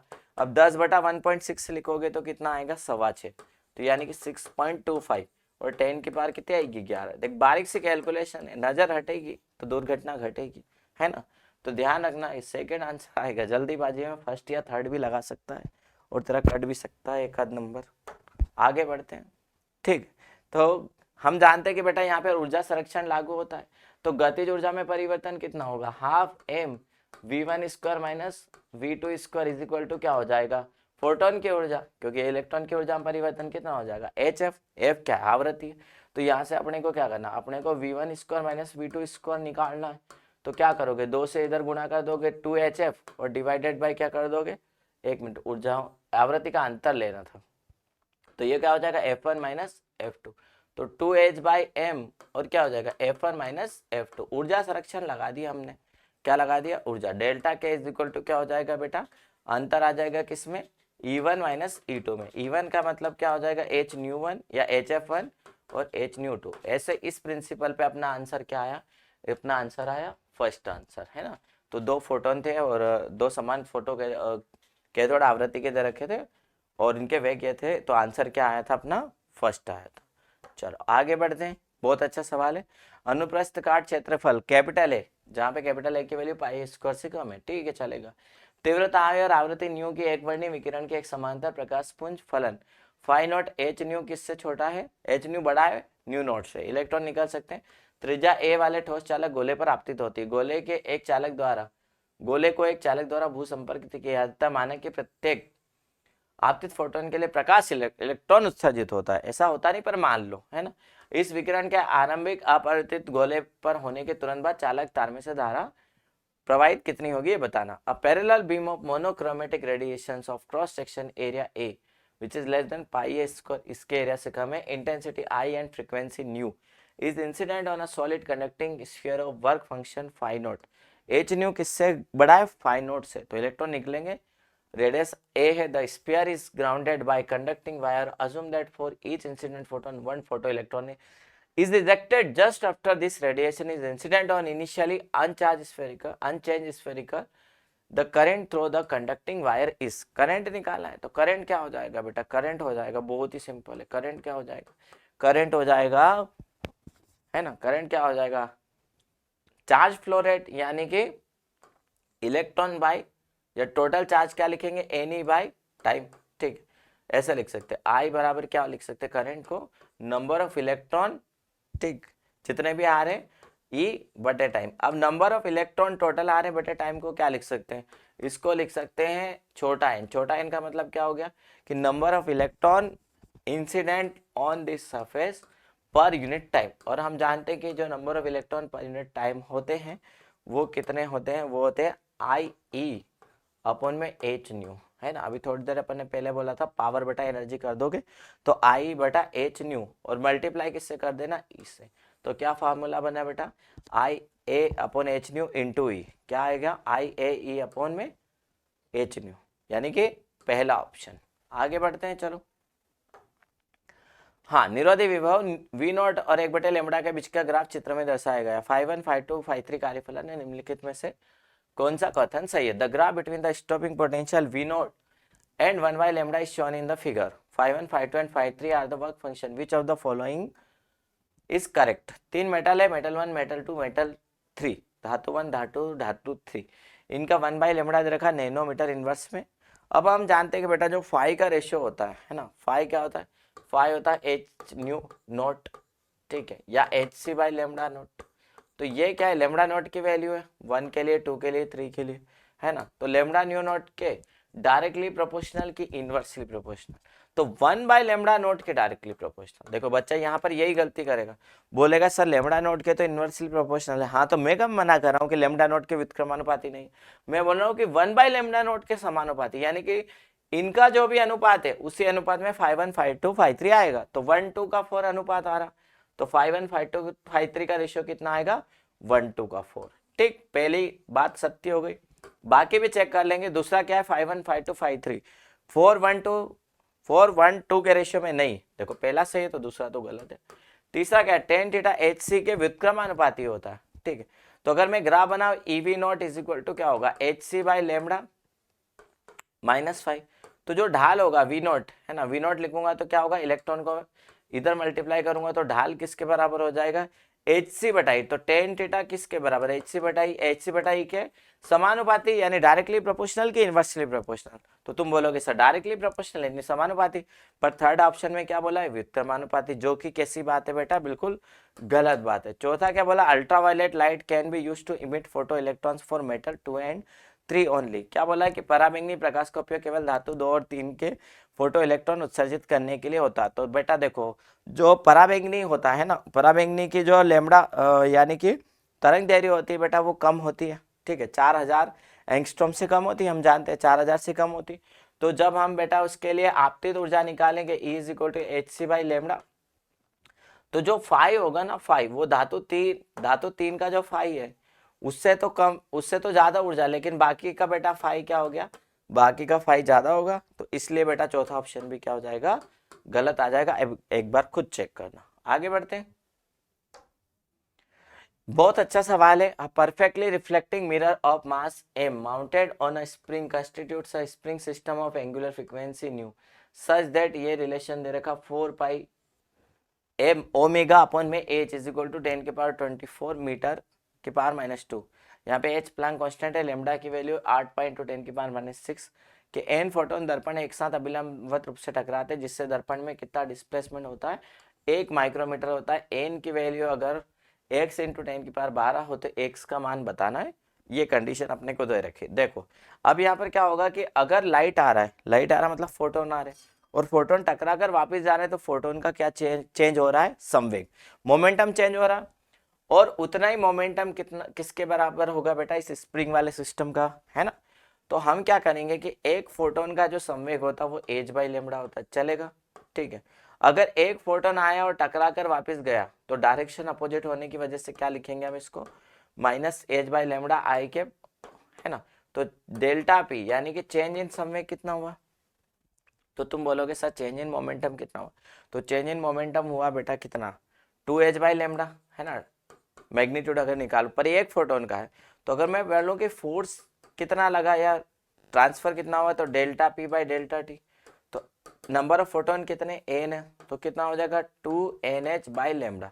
अब तुम बोलोगे सर n तो मोमेंटम था, मतलब h बाई लेमडा तो मोमेंटम था, तो n क्या है बेटा? नंबर ऑफ फोटोन्स पर सेकेंड है, याद रखना, नंबर ऑफ फोटोन्स क्या है? पर सेकेंड। अब इतना ही फोर्स क्या लगेगा? इस स्प्रिंग के ऊपर लगेगा, तो स्प्रिंग क्या हो गई? कंप्रेस हो गई। तो हम क्या करेंगे? जो 2nh बाई लेमडा है इसको किसके बराबर करा देंगे? इसको बराबर करा देंगे क्या? इसका संवेग अगर निकालें पर यूनिट टाइम में, तो इसका संवेग कितना होगा बेटा? mv, है ना। कितना संवेग होगा इसका? mv। और mv को क्या लिख सकते हैं? v को हम लिख सकते हैं बेटा क्या? ओमेगा एक्स, ठीक है, ओमेगा एक्स, या ओमेगा डी लिख सकते हैं जहाँ पे डिस्प्लेसमेंट है। तो हम इसको क्या लिखेंगे? हम इसको लिखेंगे m ओमेगा इंटू क्या लिखेंगे? डिस्प्लेसमेंट लिखेंगे। अरे हाँ ना बोलो, ठीक है। अब अपने को क्या निकालना बेटा? अब अपने को निकालना है n का मान। तो n की वैल्यू कितनी हो जाएगी? ठीक, इसको अपन मोमेंटम पर यूनिट टाइम भी बोल दो। पर अपने को n फोटोन दे रखे टोटल, है ना। कितने फोटोन दे रखे? n। तो आप इसे संवेग बोलो, इसे फोर्स मत बोलो, क्या बोलो इसे संवेग में परिवर्तन बोलो। ठीक, तो संवेग में परिवर्तन क्या होगा बेटा, दर्पण शुरू में विराम में था, बाद में एम ओमेगा डी, तो 2nh बाई लेमडा, तो एन की वैल्यू कितनी आएगी, एन की वैल्यू आएगी M omega D lambda, M omega D lambda divided by में 2h। ठीक, और इसको किसके बराबर बोला है इन्होंने, x इंटू 10⁻12 के बराबर बोला। ठीक है, बोला कोई बात नहीं, वैल्यू रख देंगे। तो अपने को क्या दे रखा है, एम ओमेगा अपॉन एच। देखो यहाँ से अगर हम एम ओमेगा अपॉन एच की वैल्यू निकाले, एम ओमेगा अपॉन एच की वैल्यू कितनी हो जाएगी, तो तुम बोलोगे 10⁻24 और बटे में क्या करोगे 4 पाई। ठीक, तो कर देंगे। तो एम ओमेगा बटा एच की वैल्यू ऊपर से निकालोगे कितनी, 10⁻24 और बटे में कितना कर दोगे 4 पाई। ठीक है, डी की वैल्यू 1 माइक्रोमीटर दे रखी, तो 1 इंटू 10⁻, कितनी करोगे -6, है ना। और लेमडा की वैल्यू कितनी दे रखी है, लेमडा की वैल्यू दे रखी है 8 पाई इंटू 10⁻⁻6।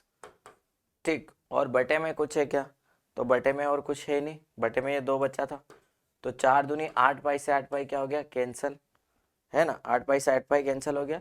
अब एन की वैल्यू कितनी यहाँ से बची, तो बेटा एन की वैल्यू बची 10⁻6 और 6 12, 6 और 6 12, यानी कि 1 इंटू 10⁻12, और इसको किसके बराबर करना है, x इंटू 10⁻12 के बराबर करना है ना, संवेग संरक्षण लगे।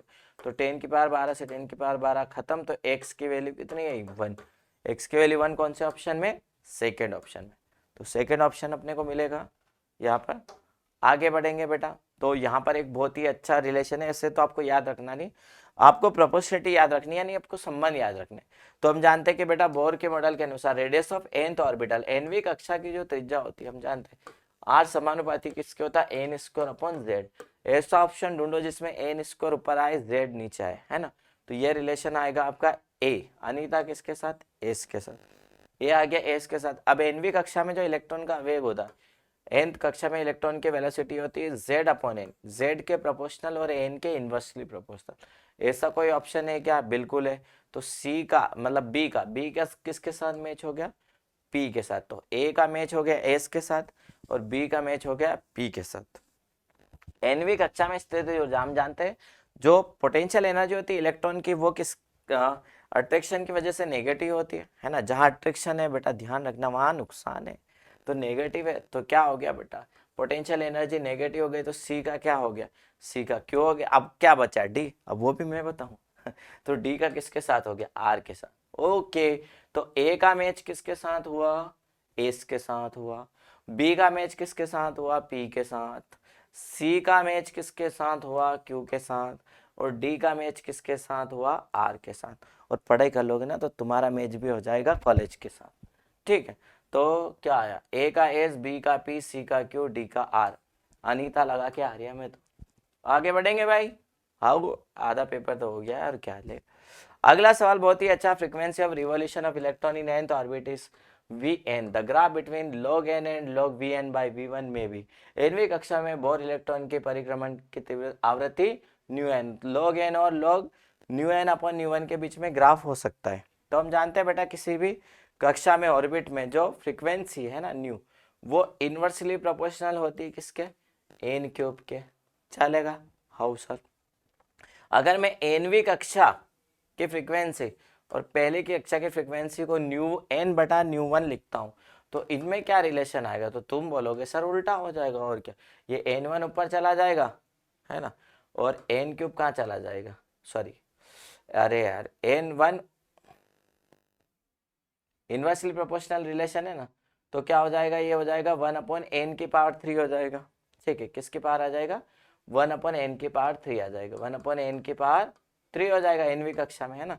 तो nu N upon nu one is equal to क्या हो जाएगा, पहली कक्षा का नंबर 1 है, एनवीं कक्षा का n क्यूब है, दोनों तरफ log log है, तो क्या होगा log न्यू एन बटे log nu one is equal to क्या आ जाएगा, log 1/n⁻3।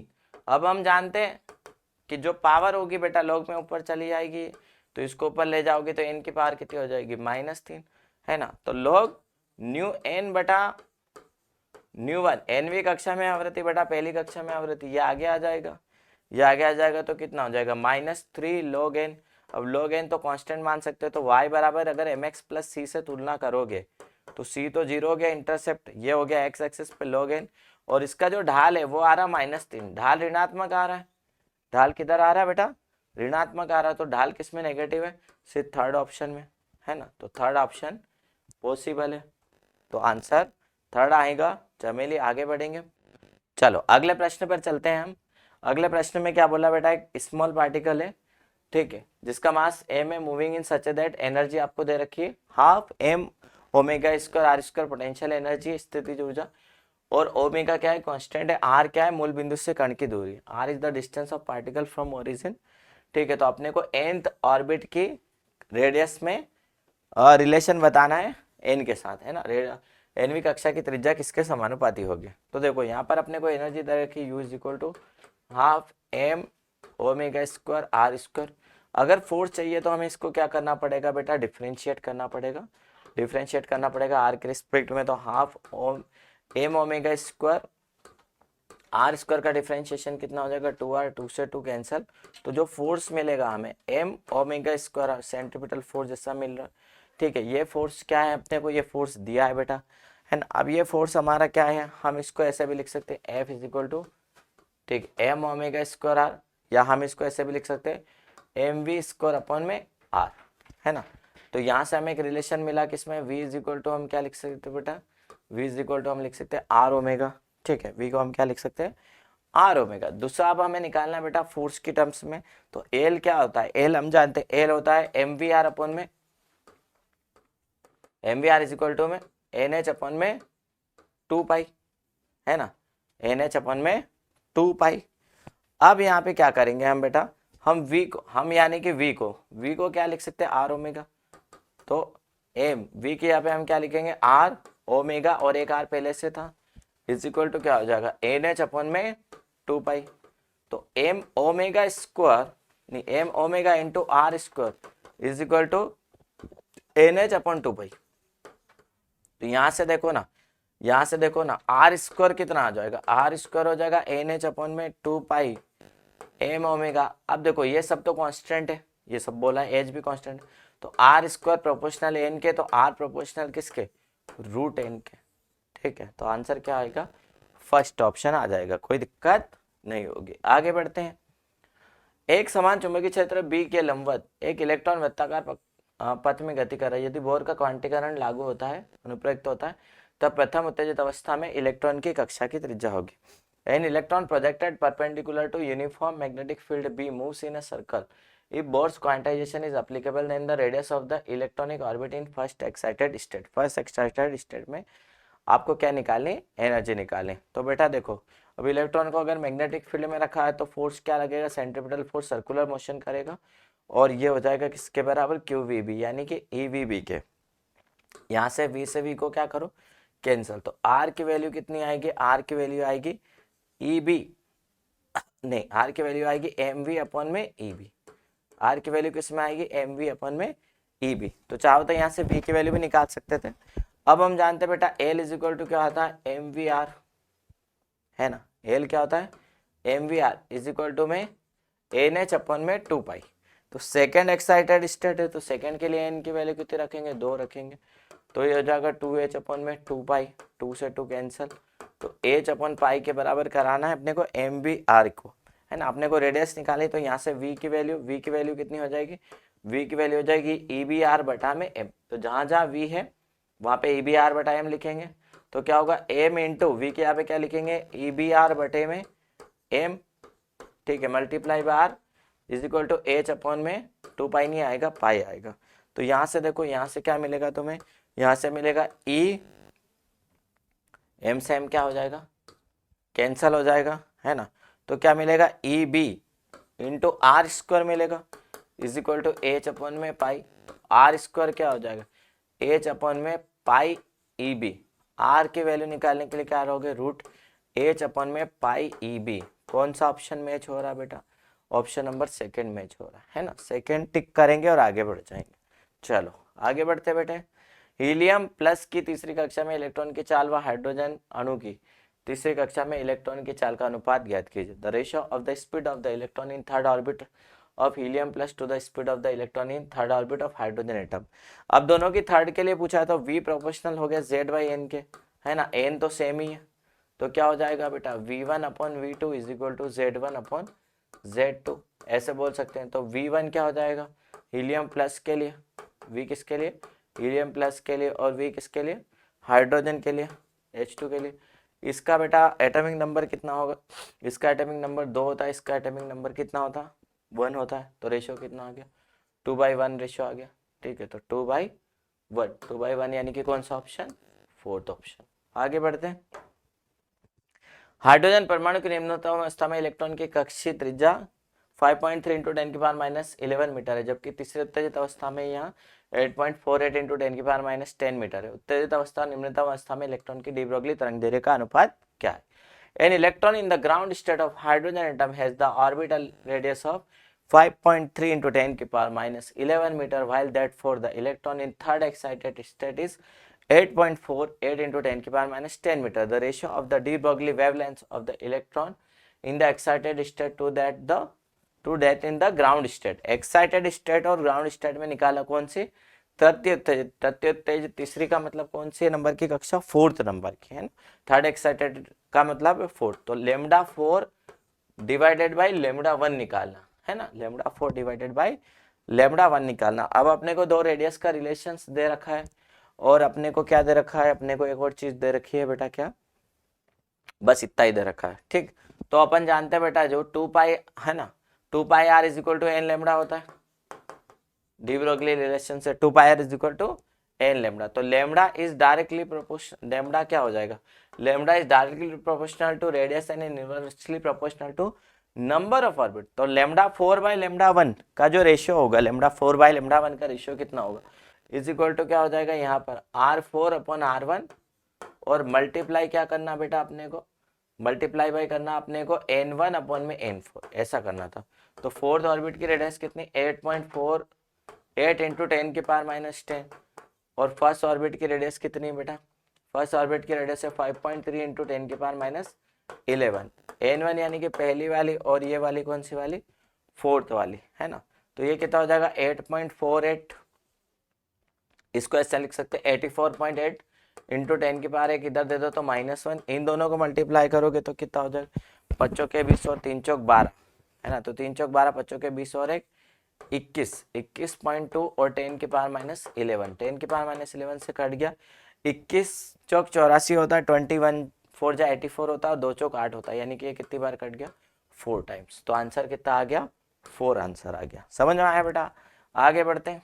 Wavelength of the first member, wavelength of the first member of Lyman series of hydrogen is lambda, the wavelength of the second member will be। Hydrogen की Lyman श्रेणी के पहले सदस्य की तरंगदैर्घ्य lambda है, दूसरे सदस्य की तरंगदैर्घ्य निकालनी है। ठीक, तो फर्स्ट मेंबर के लिए हम क्या करेंगे बेटा, फर्स्ट मेंबर के लिए हम क्या करेंगे, लेमडा की वैल्यू निकालेंगे। तो लेमडा की वैल्यू कितनी होती है 1 अपॉन आर, ठीक है, 1/n1 square minus 1/n2 square. First member किसको कहते हैं बेटा, फर्स्ट मेंबर इसको कहते हैं कि इलेक्ट्रॉन कहाँ से कहाँ पर जाए, सेकेंड से 1 पर जाए। तो 1/r यहाँ पे हो जाएगा 1 माइनस 1/2 का स्क्वायर, तो 1r ये हो जाएगा 1 माइनस 1/4। ठीक है, तो 1/r, 1 में से 1/4 गया तो कितना बचेगा बेटा, तो 1 में से 1/4 जाएगा तो कितना बचेगा, यहाँ पर नहीं बचेगा 3, और ये 4 चला गया ऊपर, तो कितना हो गया 4/3r। अब लेमडा डैश क्या निकालेंगे, सेकेंड के लिए, सेकेंड के लिए निकालेंगे लेमडा डैश, सेकेंड मेंबर के लिए क्या हो जाएगा लेमडा डैश 1/r, कहाँ से आएगा, तो आएगा बेटा n2 बराबर 3 से लेके n1 बराबर फर्स्ट पर, तो 1 माइनस 1 का स्क्वायर, और ये हो जाएगा 3 का स्क्वायर, 3 का स्क्वायर कितना होता है 9, तो 1 में से 1/9 गया तो कितना बचेगा बेटा, 1 में से 1/9 गया तो 1/r, तो ये कितना हो जाएगा 8r/9, 9 चला गया ऊपर। ठीक है, तो अब देखो अपने को क्या मिला बेटा, अपने को मिला कि लेमडा की वैल्यू, लेमडा डैश की वैल्यू कितनी मिली, लेमडा डैश की वैल्यू मिली 9/8r, और लेमडा की वैल्यू क्या मिली अपने को 4/3r। दोनों को डिवाइड कर दोगे, दोनों को डिवाइड कर दोगे तो lambda dash by lambda 9/8 r, और ये पलट के ऊपर चला जाएगा 3r/4, r से r क्या हो जाएगा कैंसल, तो क्या हो गया 9 3 27 और 8 चौक 32। तो लेमडा डैश अपन लेमडा का रेशियो कितना है 27/32। तो लेमडा डैश की वैल्यू कितनी आएगी 27/32 इंटू लेमडा। कौन सा ऑप्शन टिक करेंगे अपन, पहला ऑप्शन टिक करेंगे, कोई दिक्कत नहीं है। आगे बढ़ते हैं। चौथे ऊर्जा स्तर में स्थित हाइड्रोजन परमाणु द्वारा उत्सर्जित रेखाओं की संख्या। तो वैसे तो हम जानते हैं कि रेखाओं की संख्या कितनी होती है n इंटू एन माइनस 1/2, ठीक, क्योंकि फर्स्ट पे आ रहा तो n की वैल्यू कितनी 6, सॉरी n की वैल्यू कितनी है 4, 4 इंटू 4 माइनस 1/2, तो n की वैल्यू कितनी हो गई 4 इंटू 3/2, 4 या 12/2 कितनी आ गई 6। अगर अपने को फोर्थ से थर्ड पे, फोर्थ से फर्स्ट पे भेजना तो कितनी लाइनें बनेगी, तो ये देखो 1 2 3 4। तो पहले तो क्या हो गया फोर्थ से फर्स्ट पे भेज दो, फिर थर्ड से भेज दो, फिर सेकंड पे भेज दो, 3 लाइन हो गई। फिर क्या करो बेटा, फोर्थ से थर्ड पे भेजो, फिर थोड़ा सा रोक लो, फिर थर्ड से सेकंड पे भेजो, या फिर फोर्थ से सेकंड पे भेजो, तो भी 1 line 2 line 3 line 4 line 5 line 6 line. तो आंसर कितना आ जाएगा 6 लाइन। ज़्यादा से ज़्यादा कितने फोटोन निकाल सकते हैं 6। हाइड्रोजन परमाणु के इलेक्ट्रॉन का निम्नलिखित परिस्थितियों में हुए संक्रमणों से फोटोन की ऊर्जाओं का अनुपात ज्ञात कीजिए। द्वितीय संभव ऊर्जा स्तर से प्रथम स्तर पर और उच्चतम संभव ऊर्जा स्तर से प्रथम संभव ऊर्जा स्तर पर। Find the ratio of energies of photons produced due to transition of an electron of hydrogen atom is second permitted energy level to first level, the highest permitted energy to the first permitted level। ठीक है, तो सबसे पहले क्या निकालेंगे second permitted energy level to the first level. First और second के बीच में एनर्जी का क्या होता है बेटा ट्रांजिशन, तो ई क्या होता है हम जानते हैं, ये होता -13.6 इंटू एन स्क्वायर, है ना। तो पहले वाले में क्या निकालेंगे अपन, कितना फोटोन निकल सकता, तो डेल्टा ई कितना हो जाएगा -13.6। कौन से एनर्जी पे लाना है, सेकंड से फर्स्ट में लाना है। तो क्या करेंगे 1/1 का स्क्वायर माइनस 1/2 का स्क्वायर, तो -13.6, ये कितना हो जाएगा 4, 4 में से एक गया बेटा 3, 3/4, इक्वेशन नंबर 1 बोल दो, ठीक है। Delta E1। दूसरा क्या निकालना, delta E2, highest permitted energy level to the first permitted. Highest permitted कितना होता है इनफाइनाइट होता है, तो -13.6 क्या हो जाएगा 1/1 स्क्वायर माइनस कहाँ से लेके आएंगे इनफाइनाइट का स्क्वायर, तो कितना बचेगा -13.6, ठीक है। तो क्या करेंगे बेटा ये सेकंड नंबर आ जाएगा। अगर हम रेशियो निकालें, क्या निकालें ratio, delta E1 by delta E2 का रेशियो निकालें, तो क्या हो जाएगा -13.6 इंटू 3/4 और डिवाइडेड बाय -13.6, कैंसिल हो गया तो कितना बचा 3:4। तो कौन सा ऑप्शन आएगा बेटा, वो ऑप्शन आ जाएगा बेटा कहाँ से कहाँ तक का, फर्स्ट का आंसर आएगा इसका, फर्स्ट 3/4, है ना। और वैसे भी निकाल सकते हो आप, फर्स्ट और सेकंड के बीच में जो डिफरेंस है वो 10.2 का है, और जबकि फर्स्ट और इन्फिनिटी के बीच में डिफरेंस 13.6 का है ना। तो इसका रेशियो भी बेटा 0.75 के आसपास आएगा, यानी कि दैट इज द 3/4, ऐसा रेशियो आता है इसका। खैर ऐसे भी कर सकते हैं। आगे बढ़ते हैं। An electron rotates in a circle around a nucleus having positive charge Za. Correct relation between total energy of electron to its potential energy। Ratio संबंध बताना। तो हम जानते हैं कि बेटा जो टोटल एनर्जी होती है वो क्या होती है U/2 के हाफ के बराबर होती है ना। क्यों, क्योंकि टोटल एनर्जी होती है कितनी -13.6 Z²/n², जबकि पोटेंशियल एनर्जी क्या होती है 27.2 Z²/n²। तो क्या हो गया पोटेंशियल एनर्जी है वो डबल हो गई किसके ई के, तो 2E बराबर U, फोर्थ रिलेशन आएगा, है ना। कंफ्यूज नहीं होना है बिल्कुल भी। आगे बढ़ते हैं। नाभिक के लिए प्रति न्यूक्लियन बंधन ऊर्जा तथा द्रव्यमान संख्या के मध्य वक्र चित्र में दर्शाए गए वक्र W, X, Y और Z 4 नाभिक दर्शाए गए। वह प्रक्रिया जो अधिकतम ऊर्जा उत्सर्जित करेगी है। Binding energy per nucleon versus mass number curve for nuclei is shown in figure। W, X, Y and Z are 4 nuclei indicated on the curve। The process that would release maximum energy is। 4 में से maximum energy कौन release करेगी, तो maximum energy तभी बेटा energy तभी release होगी जब प्रोडक्ट की एनर्जी रिएक्टेंट की एनर्जी से ज़्यादा हो, यानी कि एनर्जी ऑफ प्रोडक्ट ज़्यादा होनी चाहिए किससे, एनर्जी ऑफ रिएक्टेंट से, ठीक है। चलो, तो अब यहाँ पे क्या बोला है कि Y कन्वर्ट हो रहा है 2Z में, तो Y क्या है रिएक्टेंट है और Z क्या है बेटा प्रोडक्ट है, ठीक है। तो y क्या रहा, ये रहा, y पे एनर्जी कितनी है 8.5 है, और y का atomic mass, sorry mass number कितना है 60 है ना। तो एनर्जी ऑफ y, अगर पहला ऑप्शन देखें y कन्वर्ट हो रहा है किसमें 2z में, तो एनर्जी ऑफ y निकालेंगे तो एनर्जी ऑफ y कितनी होगी 60 इंटू 8.5 है ना। तो ये क्या हो गया बेटा 17 छंगे 102, 102 का आधा है 1 मिनट है ना। 8.5 का अगर मैं डबल करूं तो ये आएगा 17, 17 ये हो जाएगा 6 पंजे 30 और 8 छंग 48 यानी कि 510, ठीक है 510 ये हो गई y की एनर्जी। अब z की एनर्जी तो 2 इंटू जेड क्या रहा, z ये रहा, हाँ ये रहा 30, 30 इंटू 5 करूंगा, कितना करूंगा बेटा मैं 30, 30 इंटू 5 करूंगा तो ये कितनी आ रही वाई 2z की एनर्जी आ रही है 300, 30 पंजा 150 दूनी 300। तो यहाँ पर क्या हो रहा, प्रोडक्ट की एनर्जी ज्यादा होनी चाहिए, रिएक्टेंट की एनर्जी कम होनी चाहिए, तो यहाँ उल्टा हो रहा है। यहाँ पे बेटा क्या हो रहा कि रिएक्टेंट की एनर्जी ज्यादा है, प्रोडक्ट की एनर्जी कम है, तो ये पॉसिबल नहीं है। सेकंड चेक करो, सेकंड क्या W कन्वर्ट हो रहा है x प्लस जेड में, W कन्वर्ट हो रहा है x प्लस जेड में, तो W का रहा है W ये रहा 120 और इसके पर न्यूक्लियर बाइंडिंग एनर्जी 7.5, तो W के लिए कितना हो जाएगा 120 इंटू 7.5 है ना। तो 120 इंटू 15/2 लिख लो, तो 120 इंटू 15/2, 120 इंटू 15 करूंगा तो 1800/2 यानी कि 900 मेगा इलेक्ट्रॉन वोल्ट एनर्जी किसके रिएक्टेंट की।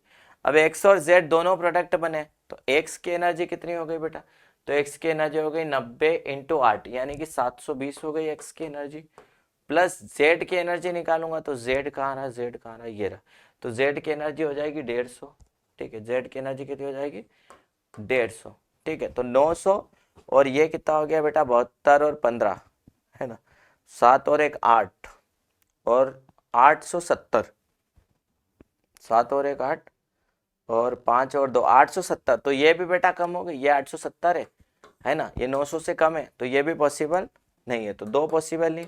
तीसरा, अब W कहाँ है, W ये रहा, तो W पे तीसरा ऑप्शन चेक करो 120 इंटू कितने 7.5, तो कितना हो गया 900, पार्टिसिपेंट की एनर्जी 900 हो गई। 2y, y कहाँ रहा, ये रहा, तो y का कितना है बेटा, y का है 60 और 2 का मल्टीप्लाई करेंगे, और एक y का कितना है 8.5 है, तो 8.5 इंटू 17 यानी 1020। तो यहाँ पर क्या हुआ, प्रोडक्ट की एनर्जी ज्यादा हो गई पार्टिसिपेंट से, तो इसका मतलब थर्ड आंसर पॉसिबल है।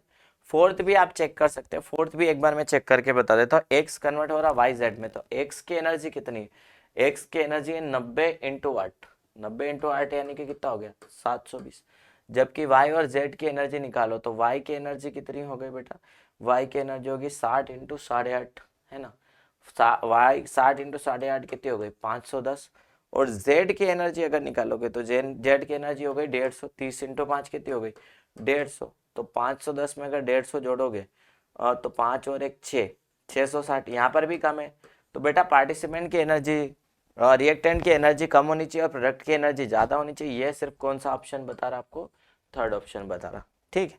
इसलिए क्या होगा बेटा कि अधिकतम ऊर्जा कौन सी उत्सर्जित करेगी, थर्ड वाली प्रोसेस, बाकी तो कर भी नहीं रही है। हाँ, एक नाभिक ए की द्रव्यमान संख्या कितनी 220 और यह बंधन ऊर्जा 5.6 मेगा इलेक्ट्रॉन वोल्ट है, दो भागों बी और सी में टूट जाता है जिनके द्रव्यमान संख्या 105 और 115 है, तो प्रति न्यूक्लियन बंधन ऊर्जा निकालो तो विखंडन मुक्त ऊर्जा होगी।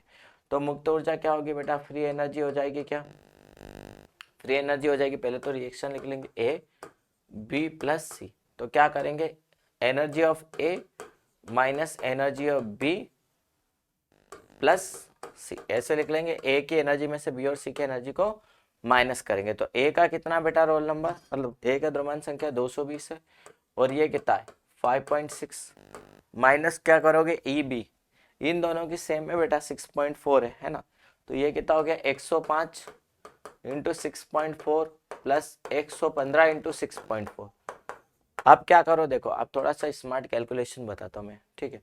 स्मार्ट कैलकुलेशन क्या है कि 220 तो कॉमन ले लो है ना, ये 100, ये भी 220, एक मिनट 220 इंटू 5.6 माइनस 105 और 115 220 बन गया, ठीक है, क्या बन गया 220 और 6.4, तो 220 कॉमन ले लो, तो 220 कॉमन लोगे, 6.4 में से 5.6 गया, है ना, तो कितना बचा बेटा, 0.8 बचा, तो 22 8 176 कितना आएगा, 176 मेगा इलेक्ट्रॉन वोल्ट। इतनी ऊर्जा क्या हो जाएगी, मुक्त हो जाएगी। आगे बढ़ते हैं बेटा, है ना। 2024 नीट का सवाल है, उपरोक्त नाभिक उत्सर्जन के लिए उत्पाद क्यू की द्रव्यमान संख्या व परमाणु संख्या क्रमशः in the nuclear emission stated about the mass number and atomic number of the product Q respectively are. तो देखो आपने को यहाँ से चालू करना है, 82 और ये 290, ये क्या है, एक्स है, ये अल्फा है, ये वाई है, ये पॉजिट्रॉन है ई प्लस, ये जेड है, ये बीटा नेगेटिव है, ये पी है, ये ई नेगेटिव है और ये क्यू है ना। तो अब देखो यहाँ से अल्फा के जाने से मास नंबर में 4 की कमी होगी, तो 290 से कितना बचेगा, 286, और एटॉमिक नंबर में 2 की कमी होगी, तो 82 से कितना बचेगा, 80। ई प्लस से तो ये हो जाएगा बेटा 81, ठीक है, ई प्लस से तो कितना हो जाएगा 81, और इसमें कोई चेंज, ये 286। बीटा नेगेटिव क्या करता है, बढ़ा देता है, बीटा नेगेटिव क्या करता है, बढ़ा देता, तो बढ़ाएगा तो कितना हो जाएगा बेटा, वापस से ये 82 होगा और इसमें कोई चेंज नहीं आएगा। ई नेगेटिव है तो ई नेगेटिव घटा देगा तो इसमें कोई चेंज नहीं आएगा, 286 और 82 का कितना हो जाएगा, 81। तो आंसर क्या आ जाएगा, फोर्थ आंसर आ जाएगा। कोई दिक्कत नहीं है, क्लास में भी कराया हुआ सवाल है बेटा, ध्यान से अगर नोट्स पढ़ते तो आपको ये सवाल जरूर हो जाना चाहिए था। अगला सवाल क्या बोला, जब 2 न्यूट्रॉन संलयित होकर हीलियम नाभिक बनाते तो मुक्त ऊर्जा होगी। तो क्या करना अपने को बेटा, अपने को ये करना 1H2 प्लस 1H2 कन्वर्ट होगा 2He4 में, प्लस अपने को निकालने कुछ ऊर्जा Q। तो Q क्या निकालोगे, पहले इन दोनों की एनर्जी निकाल लोगे, तो इनको कितने न्यूक्लियस गिनोगे, 4 न्यूक्लियस गिनोगे, 1H2 4 है, और एक की कितनी है, एक के 1.1, तो 4 को मल्टीप्लाई करोगे तो कितनी हो जाएगी, 4.4 मेगा इलेक्ट्रॉन वोल्ट टोटल। इसको कितना गिनोगे, इसको भी 4 ही गिनोगे, और एक की कितनी है, 7 है, तो 7.0 यानी कि 7 के 28। तो Q की वैल्यू निकालने के लिए क्या करोगे, 28 में से क्या करोगे, 4.4 को माइनस करोगे, तो 28 में से 4 जाता तो 24 बचता, पर थोड़ा सा कम बचेगा, तो कितना बचेगा, 23.6 mega electron volt. That is the पहला ऑप्शन। चलेगा भैया, आगे बढ़ते हैं। प्रोटॉन, न्यूट्रॉन और हीलियम के नाभिक का द्रव्यमान इतना इतना है, तो आपको हीलियम नाभिक की बंधन ऊर्जा निकालनी है, ठीक है। तो सबसे पहले हम देखो Q बराबर होता है हमारा delta M C square, delta M C square. Delta M क्या हो जाएगा बेटा, mass of proton plus mass of neutron minus mass of helium, और मल्टीप्लाई बाय क्या कर देंगे, सी स्क्वायर से, है ना। चलो तो वैल्यू रखेंगे, एम पी कितना है बेटा, एम पी कितना है, अच्छा हीलियम में कितने मास, वो रुको, जेड एम पी जेड, और यहाँ पे 1 मिनट, ये फार्मूला एक बार देखो, है ना। डेल्टा एम निकालने का फार्मूला क्या होता है, जेड एम पी प्लस ए माइनस जेड एम एन, ठीक है, माइनस मास ऑफ हीलियम, ये होता है, और मल्टीप्लाई बाय सी करते हैं। तो जेड क्या है, जेड है बेटा, जेड हीलियम का जेड 2 होता है, और हीलियम का मास नंबर 4 होता है। तो यहाँ पे क्या लिखेंगे, 2 इंटू एम पी की वैल्यू कितनी, एम पी की वैल्यू 1.0073 प्लस ए माइनस जेड 4 हो जाए, 4 माइनस 2 यानी कि 2 हो जाएगा, तो 2 मल्टीप्लाई बाई क्या करेंगे, एम एन कितना हो जाएगा 1.0087, और माइनस मास ऑफ हीलियम कितना 4.0015, ठीक, और सी स्क्वायर की वैल्यू हम जानते हैं 931.5 होती है। अब इन दोनों को जोड़ो, है ना, मल्टीप्लाई करके जोड़ो, और 4.5 में से घटाओ 931.5 मल्टीप्लाई जब आप करोगे तो you will get this value as 28.4। कितना मिलेगा आपको, 28.4 मेगा इलेक्ट्रॉन वोल्ट आपको आंसर मिलेगा, है ना। चलो आगे बढ़ते हैं हम। चले बेटा अगला क्वेश्चन, दी गई नाभिक अभिक्रिया में मुक्त ऊर्जा की अनुमानित मात्रा निकाल ली, ठीक है। तो अब क्या करोगे बेटा, अपने को ए बी डी ये रखा है ना। तो सबसे पहले आप क्या निकालोगे, ए की एनर्जी निकालोगे, और क्या करोगे फिर आप ये से कर दो, ए की एनर्जी माइनस ब्रैकेट में बी की एनर्जी प्लस डी की एनर्जी। एक एक का द्रव्यमान कितना रखा है, ये रखा है ना। तो डायरेक्ट अपन क्या करेंगे, डेल्टा एम सी स्क्वायर से मल्टीप्लाई कर देंगे, ठीक है। तो इसको लिख लेंगे बेटा क्या, 238.05079, फिर माइनस क्या करेंगे अपन, दोनों के मासेस जोड़ देंगे, 234.04363 प्लस क्या करेंगे 4.00260 और पूरे को मल्टीप्लाई किससे कर देंगे, सी स्क्वायर। सी स्क्वायर का मतलब कितना होता है बेटा, 931.5। जब आप इसको मल्टीप्लाई करके कैलकुलेशन करोगे तो आपको वैल्यू कितनी मिलेगी, 4.25 मेगा इलेक्ट्रॉन वोल्ट। इतनी एनर्जी आपको आंसर मिलेगा। चलो आगे बढ़ते हैं। अब इसमें क्या बोला है, स्तंभ 1 से स्तंभ 2 को सुमेलित करें, दिए गए कोड से सही विकल्प चुने। Match the column 1 with column 2 and mark the correct option of the codes given below. Alpha decay, alpha decay कब होता है बेटा, अल्फा डीके के लिए आपको पहली कंडीशन क्या होनी चाहिए कि जो न्यूक्लियस है वो बहुत बड़े साइज का होना चाहिए, न्यूक्लियस टू लार्ज होना चाहिए, ठीक है। दूसरी कंडीशन क्या हो गई, अगर न्यूक्लियस बड़ा होगा तो प्रोटॉन संख्या बहुत ज्यादा होगी, यानी 83 से ज्यादा होगी। तो ए किसके साथ मैच करेगा बेटा, ए मैच करेगा किसके साथ, प्योर टी के साथ, ठीक है। बी में बोला है कि बीटा प्लस 6, बीटा प्लस 6 के लिए बेटा क्या होना चाहिए कि बेटा यहाँ पर प्रोटॉन संख्या ज्यादा होती है ना, बीटा प्लस में क्या होती है, प्रोटॉन संख्या ज्यादा होती, और इसके लिए भी प्रोटॉन संख्या 83 से ज्यादा है। तो बी किसके साथ मैच करेगा बेटा, बी मैच करेगा आर टी के साथ। अब बचा बीटा नेगेटिव, क्या बचा, बीटा नेगेटिव। बीटा नेगेटिव में क्या होगा बेटा, बीटा नेगेटिव में प्रोटॉन कन्वर्ट हो जाता है न्यूट्रॉन में, तो न्यूट्रॉन की संख्या बढ़ जाएगी। तो बीटा नेगेटिव सी किसके साथ मैच करेगा, क्यू के साथ, है ना।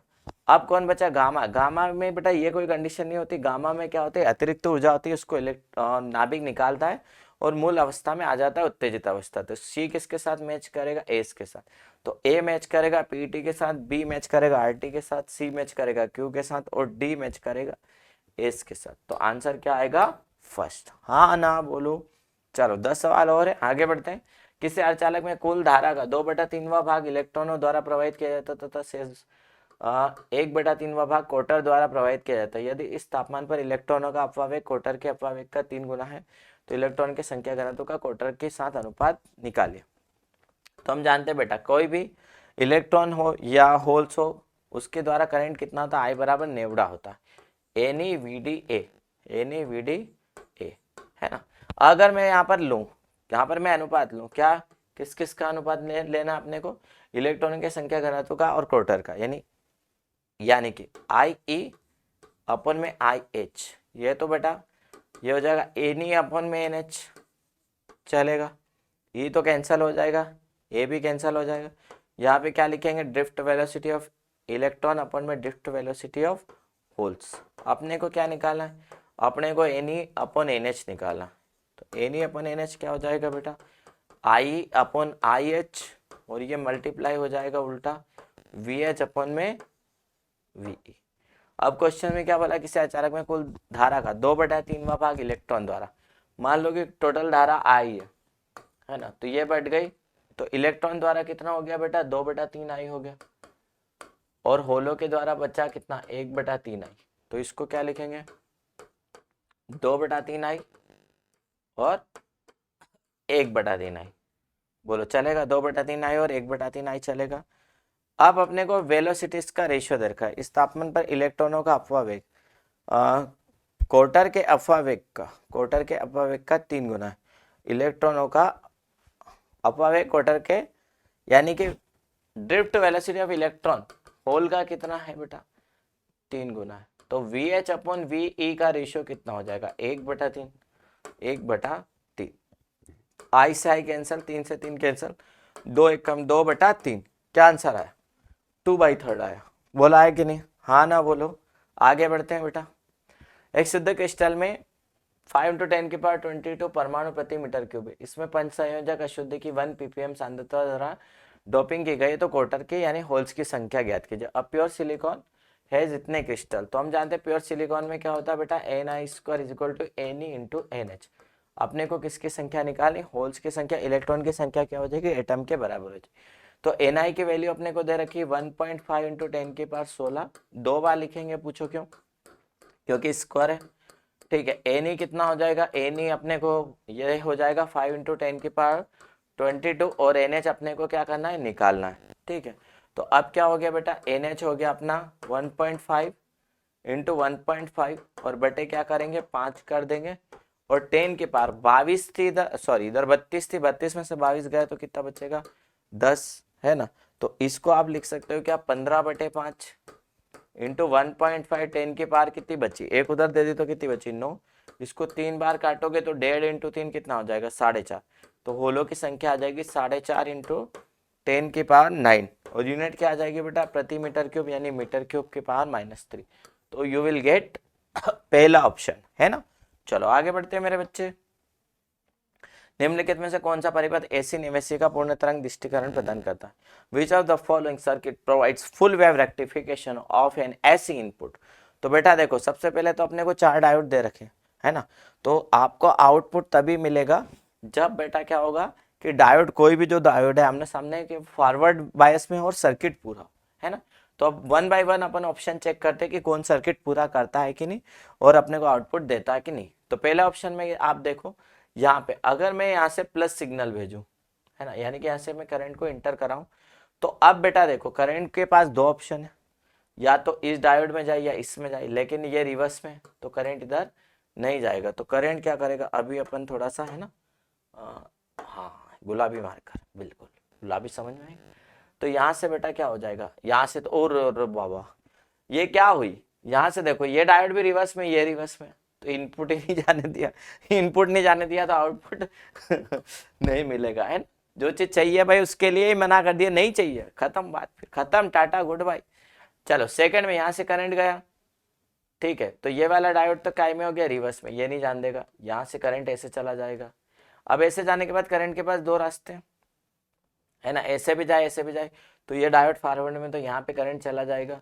अब यहाँ पे जाने के बाद 2 रास्ते हैं, तो क्या हो गया, यहाँ पे चला गया, है ना। यहाँ पे जाने के बाद क्या हुआ बेटा, यहाँ पे जाने के बाद क्या हुआ, 2 रास्ते हैं, इधर गया, पर इधर सर्किट ही कंप्लीट नहीं हुआ क्योंकि इसने डायोड को छोड़ दिया, है ना। तो अब आउटपुट, ये तो सर्किट ही अधूरा रह गया, तो यहाँ पर भी नहीं गया। तीसरे में देखो, तीसरे में गया यहाँ पर, अब यहाँ पर करंट के पास 2 रास्ते, तो दोनों डायोडों में घुस गया, है ना, दोनों डायोडों में घुस गया, ऐसे ऐसे दोनों फॉरवर्ड है, दोनों में चला गया।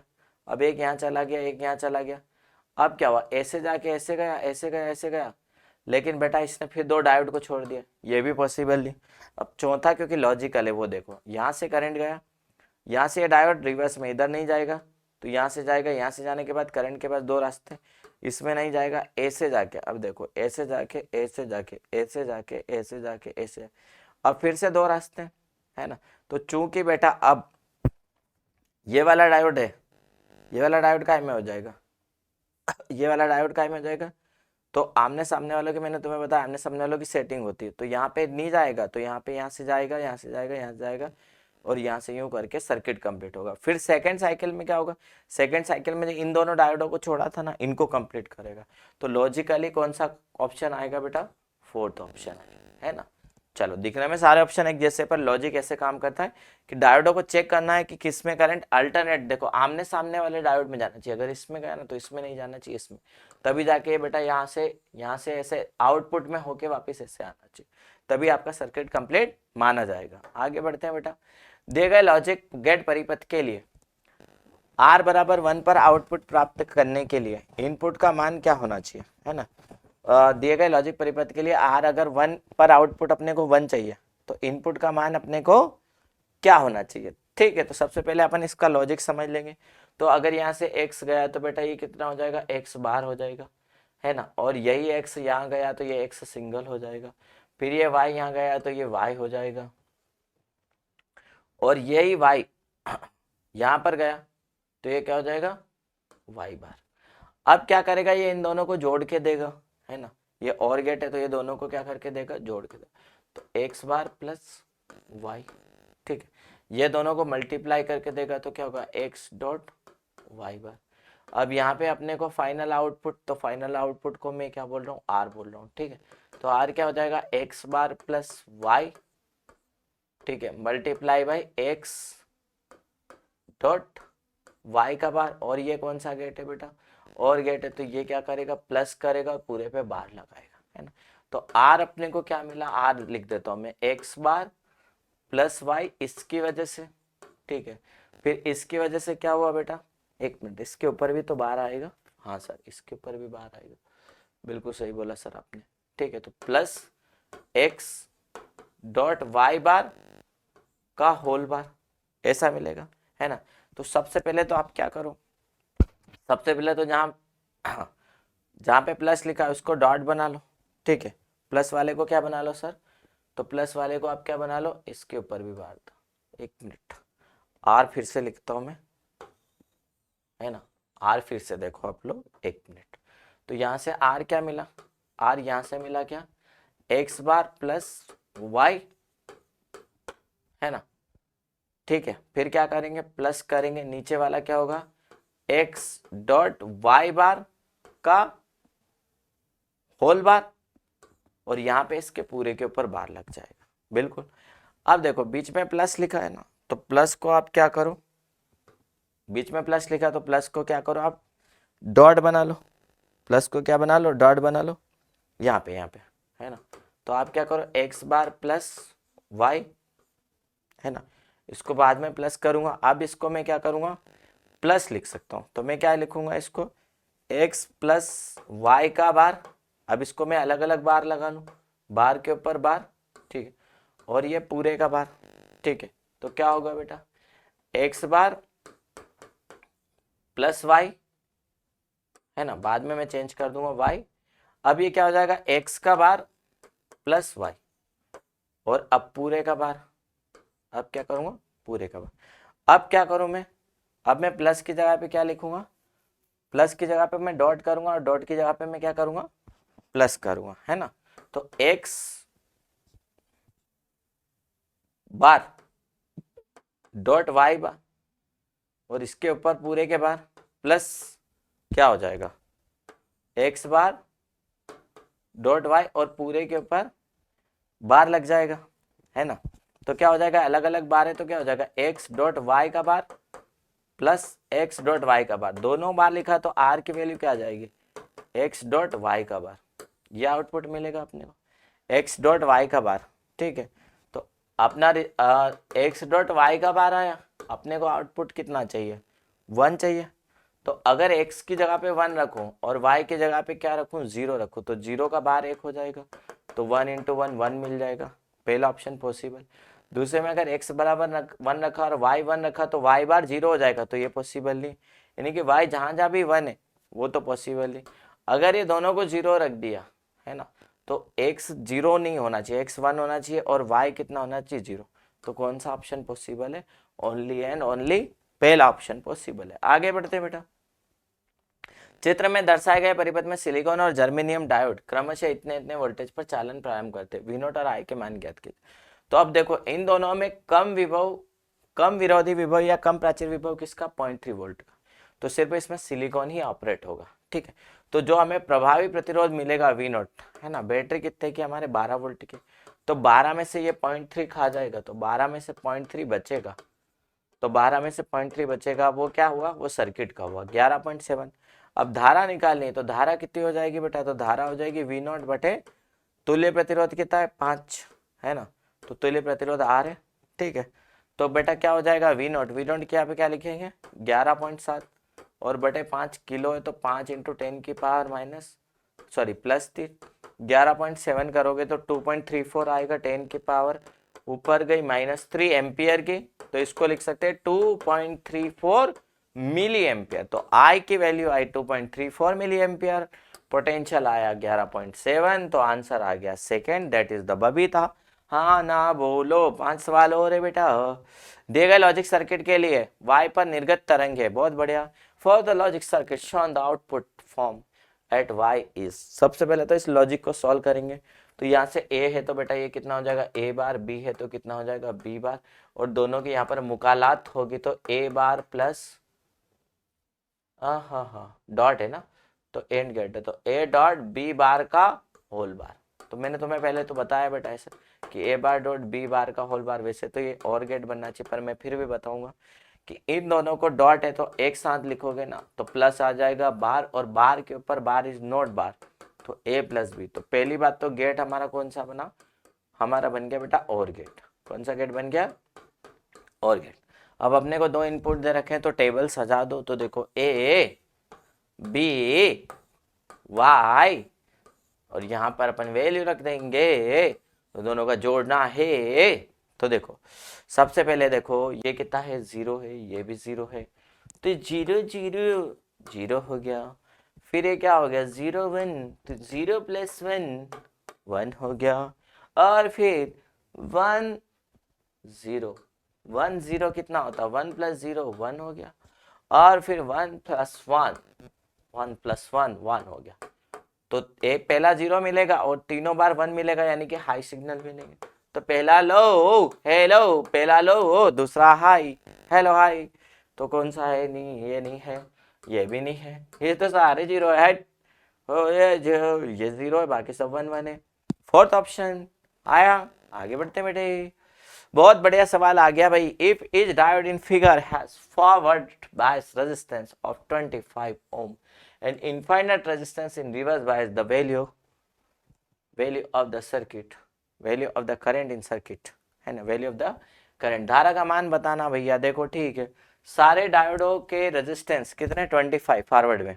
सबसे पहले तो जो रिवर्स में है वो नहीं चलेगा, ऐसा कोई है क्या, ऐसा कोई है क्या जो रिवर्स में है वो नहीं चलेगा। तो ऊपर वाला फॉरवर्ड में बिल्कुल सही चलेगा, ये वाला रिवर्स में नहीं चलेगा, ये वाला फॉरवर्ड में चलेगा। तो भैया ये तो इसको काट के फेंक देंगे, अलग कर देंगे, इसको हटा देंगे, है ना। अब इसको हटा देंगे तो बेटा क्या हुआ, 125, ये कितना 25 ओम, और ये भी कितने ओम 25 ओम। तो इस ब्रांच में ये दोनों सीरीज में हो गए, तो इसको R1 बोल दो क्या, तो R1 कितना हो जाए, बोल दो क्या R1, हाँ बोल दो। 125 और 25 कितना हो गया, 150 ओम, है ना। फिर ये कितना हो गया बेटा, ये वाला R2 बोल दो क्या, ये भी 150 ओम हो गया, बोल दो क्या, हाउ। इसको R3 बोल दो क्या, हाउ, बोल दो ना 25 ओम। अब ये बताओ R1 R2 का में पैरेलल में, R1 R2 का में पैरेलल में, तो R1 और अगर R2 पैरेलल में, R1 पैरेलल R2, तो इन दोनों का मिला के कितना हो गया, R बोल दूं, तो 150 और 150 मिला के 300 नहीं होता है, 150 और 150 मिला के समांतर में कितना होता है 75, और R3 कितना अपना 25, तो R इक्विवेलेंट कितना हो गया बेटा, तो R इक्विवेलेंट हो गया इनका मिला के 75 और नीचे वाले का मिला के 25, है ना, क्योंकि सीरीज में तो कितना हो गया 100। चलो तुल्य प्रतिरोध इक्विवेलेंट रेजिस्टेंस आ गया 100।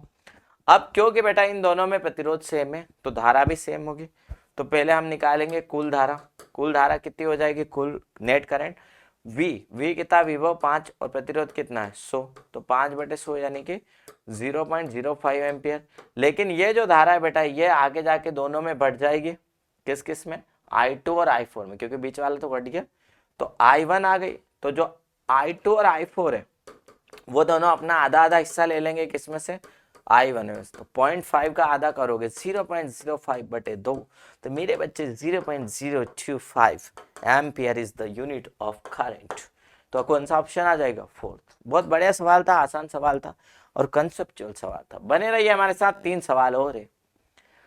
चित्र में एक डीसी वोल्टेज नियामक परिपथ दिखाया गया जिसमें भंजन वोल्टेज 6 वोल्ट का जेनर डायोड है। यदि अनियमित निवेशी वोल्टेज 10 से 16 के बीच बदलता है तो अधिकतम जेनर धारा क्या होगी। Figure shows the DC voltage regulator circuit with a Zener diode of breakdown voltage 6 volt. If the unregulated input voltage varies between 10 volt to 16 volt, then what is the maximum Zener current? Maximum Zener current निकालना। तो पहले तो बेटा देखो ये Zener diode कितने पे चलाएगा, 6 पे, तो इसका वोल्टेज भी 6 हो जाएगा। और अपने को कहानी कहाँ तक ले जानी थी बेटा, अपने को कहानी 16 तक ले जानी थी, है ना। तो 16 में से 6 तो भैयू ने रख लिया, तो इस भैयू के पास कितना हुआ 10। तो ये जो भैयू है सीरीज वाला, ये जो सीरीज वाला भैयू भैया है ना, इसको कितना वो मिलेगा, वो मतलब करंट कितना मिलेगा, तो करंट कितना मिलेगा, तो 10 बटे क्या करोगे 2 किलो, किलो को अपन ऐसे लिखेंगे तो धारा मिली लिख देंगे ना डायरेक्ट। तो IS कितना हो जाएगा मेरे बच्चे, 5 मिली हो जाएगा, है नहीं, मिली कि नहीं मिली, मिल गई। अब ऐसे ही बेटा अब इस भैयू का निकालेंगे तो इसको क्या बोल दूंगा, IR कितना हो जाएगा 6/4, 6/4 मिली एम्पियर होता जी। IR 1.5 मिली एम्पियर होता जी। IZ हम जानता IS बराबर IZ plus IR। I Z अपने को निकालना, आई जेड बराबर I S minus I R, minus करो आई एस कितना बोलता चाहिए, 5 बोलता, 5 मिली एम्पियर बोलता, आई आर कितना बोलता जे, 1.5 बोलता, दोनों का डिफरेंस कितना आता जे, 3.5 मिली एम्पियर आता। ऑप्शन बबीता बोलता ना जी ना, ऑप्शन अनीता बोलता 3.5 मिली एम्पियर फर्स्ट ऑप्शन बोलता है कि नहीं। 2 सवाल की और बात है। चलिए बेटा अगले सवाल की तरफ चलते हैं, है ना। क्वेश्चन में क्या बोला है कि कौन से केस में संयोजन के लिए बल्ब जलेगा, following circuit, following gate section is connected in a complete suitable circuit. ठीक है, तो सबसे पहले तो हमारे पास क्या, हम या तो आउटपुट यहाँ से ले ले या यहाँ से ले ले। तो y की वैल्यू देखो, एक तो डायरेक्ट हो जाएगा d, तो ये d बार हो जाएगा, है ना। या फिर क्या होना चाहिए, और का मतलब यहाँ पर या है ना। y की वैल्यू क्या आनी चाहिए, a गया तो क्या बनेगा बेटा, a बार बनेगा। b और c मल्टीप्लाई करके जाएंगे तो b डॉट c का बार बनेगा, और यहाँ पर दोनों इकट्ठे होंगे तो जुड़ जाएंगे a plus b dot C का होल बार, और उसके ऊपर क्या लगा देना अपने को, बार लगा देना। तो y की वैल्यू क्या आ जाएगी, a bar plus b bar dot c का बार होल बार। अब d की वैल्यू क्या होनी चाहिए, d की वैल्यू अगर 0 हो गई तो आउटपुट 1 मिलेगा, और d की वैल्यू 1 हो गई तो आउटपुट 0 मिलेगा। तो d की वैल्यू अपने को क्या चाहिए बेटा, d की वैल्यू अपने को चाहिए क्या, d की वैल्यू 0 चाहिए, यानी कि ये 2 ऑप्शन हट गए। अब a 1 चाहिए ही चाहिए, a क्या चाहिए 1, और अगर b और c भी 1 1 हो गए, b और c भी क्या हो गए 1 1 हो गए, तो फिर लफड़ा होगा क्योंकि ये 0 हो जाएगा, है ना। तो अगर b और c दोनों 1 1 हो गए ना, तो 1.1 क्या हो जाएगा 0 हो जाएगा, और 0 को फिर 1 के साथ जोड़ोगे फिर बार करोगे तो 0 आएगा। तो b और c भी दोनों 0 0 होने चाहिए, तो इसलिए आंसर क्या आ जाएगा बेटा, थर्ड आंसर आ जाएगा। बोलो हाँ कि ना। आगे बढ़ते हैं, लास्ट सवाल में क्या बोला आपने को कि एक पीएन जंक्शन डायोड के लिए वी आई कैरेक्टरिस्टिक कर्व दे रखा है, 2 वोल्टेज और 4 वोल्ट पे अपने को डायनेमिक रेजिस्टेंस का रेशियो बताना है। ठीक है, तो रेजिस्टेंस कितना होता है बेटा, रेजिस्टेंस होता है चेंज इन वोल्टेज अपन में चेंज इन करेंट, है ना। तो R1 अपन निकालेंगे पहला किसके लिए, 2 वोल्ट के लिए। 2 वोल्ट के लिए क्या होगा, तो 2 पे देखो चेंज इन रेजिस्टेंस कितना है, तो आप बोलोगे सर 2.1 माइनस 2, और बटे करस्पॉन्डिंग चेंज इन करंट कितना, तो तुम बोलोगे 10 माइनस 5, तो कितना बच्चा बेटा 0.1 बटे 5। 0.1 बटे 5 को क्या लिख सकते हो बेटा, 1 बटे 50, कोई दिक्कत नहीं है। दूसरा देखो अब R2 क्या हो जाएगा, change in voltage, change in voltage क्या हो जाएगा, 4 वाले के लिए कितना हो गया 4.2 में से 4 माइनस कर देंगे, और बटे अगर यहाँ पर करंट देखें तो 200 और 250, तो 250 में से क्या करेंगे 200 को माइनस करेंगे, तो ऊपर कितना बचेगा बेटा 4.2 में से 4 गया तो कितना बचा 0.2, और नीचे कितना आ गया बेटा 50 आ गया, नीचे कितना आ गया बेटा 50 आ गया। अरे बोलो, तो 0.2 बटे 50, 0.2 बटे 50 को क्या लिख सकते हो आप, 0.2 बटे 50 को लिख सकते हो आप 0.2 बटे 50 ही रहने दो, है ना, और कुछ मत लिखो। अब क्या करो R1 बटे R2 का रेशियो, तो R1 बटे R2 कितना हो जाएगा 1/50, और डिवाइडेड बाय 0.2 बटे 50, 50 से 50 कैंसिल, कितना आएगा 1/0.2, 1/0.2 को क्या लिख सकते हो 10/2, तो R1/R2 यानी 2 वोल्ट और 4 वोल्ट के करस्पॉन्डिंग 10/2 यानी कि कितने का ratio 5:1। Hello friend, how are you, I am fine, thank you.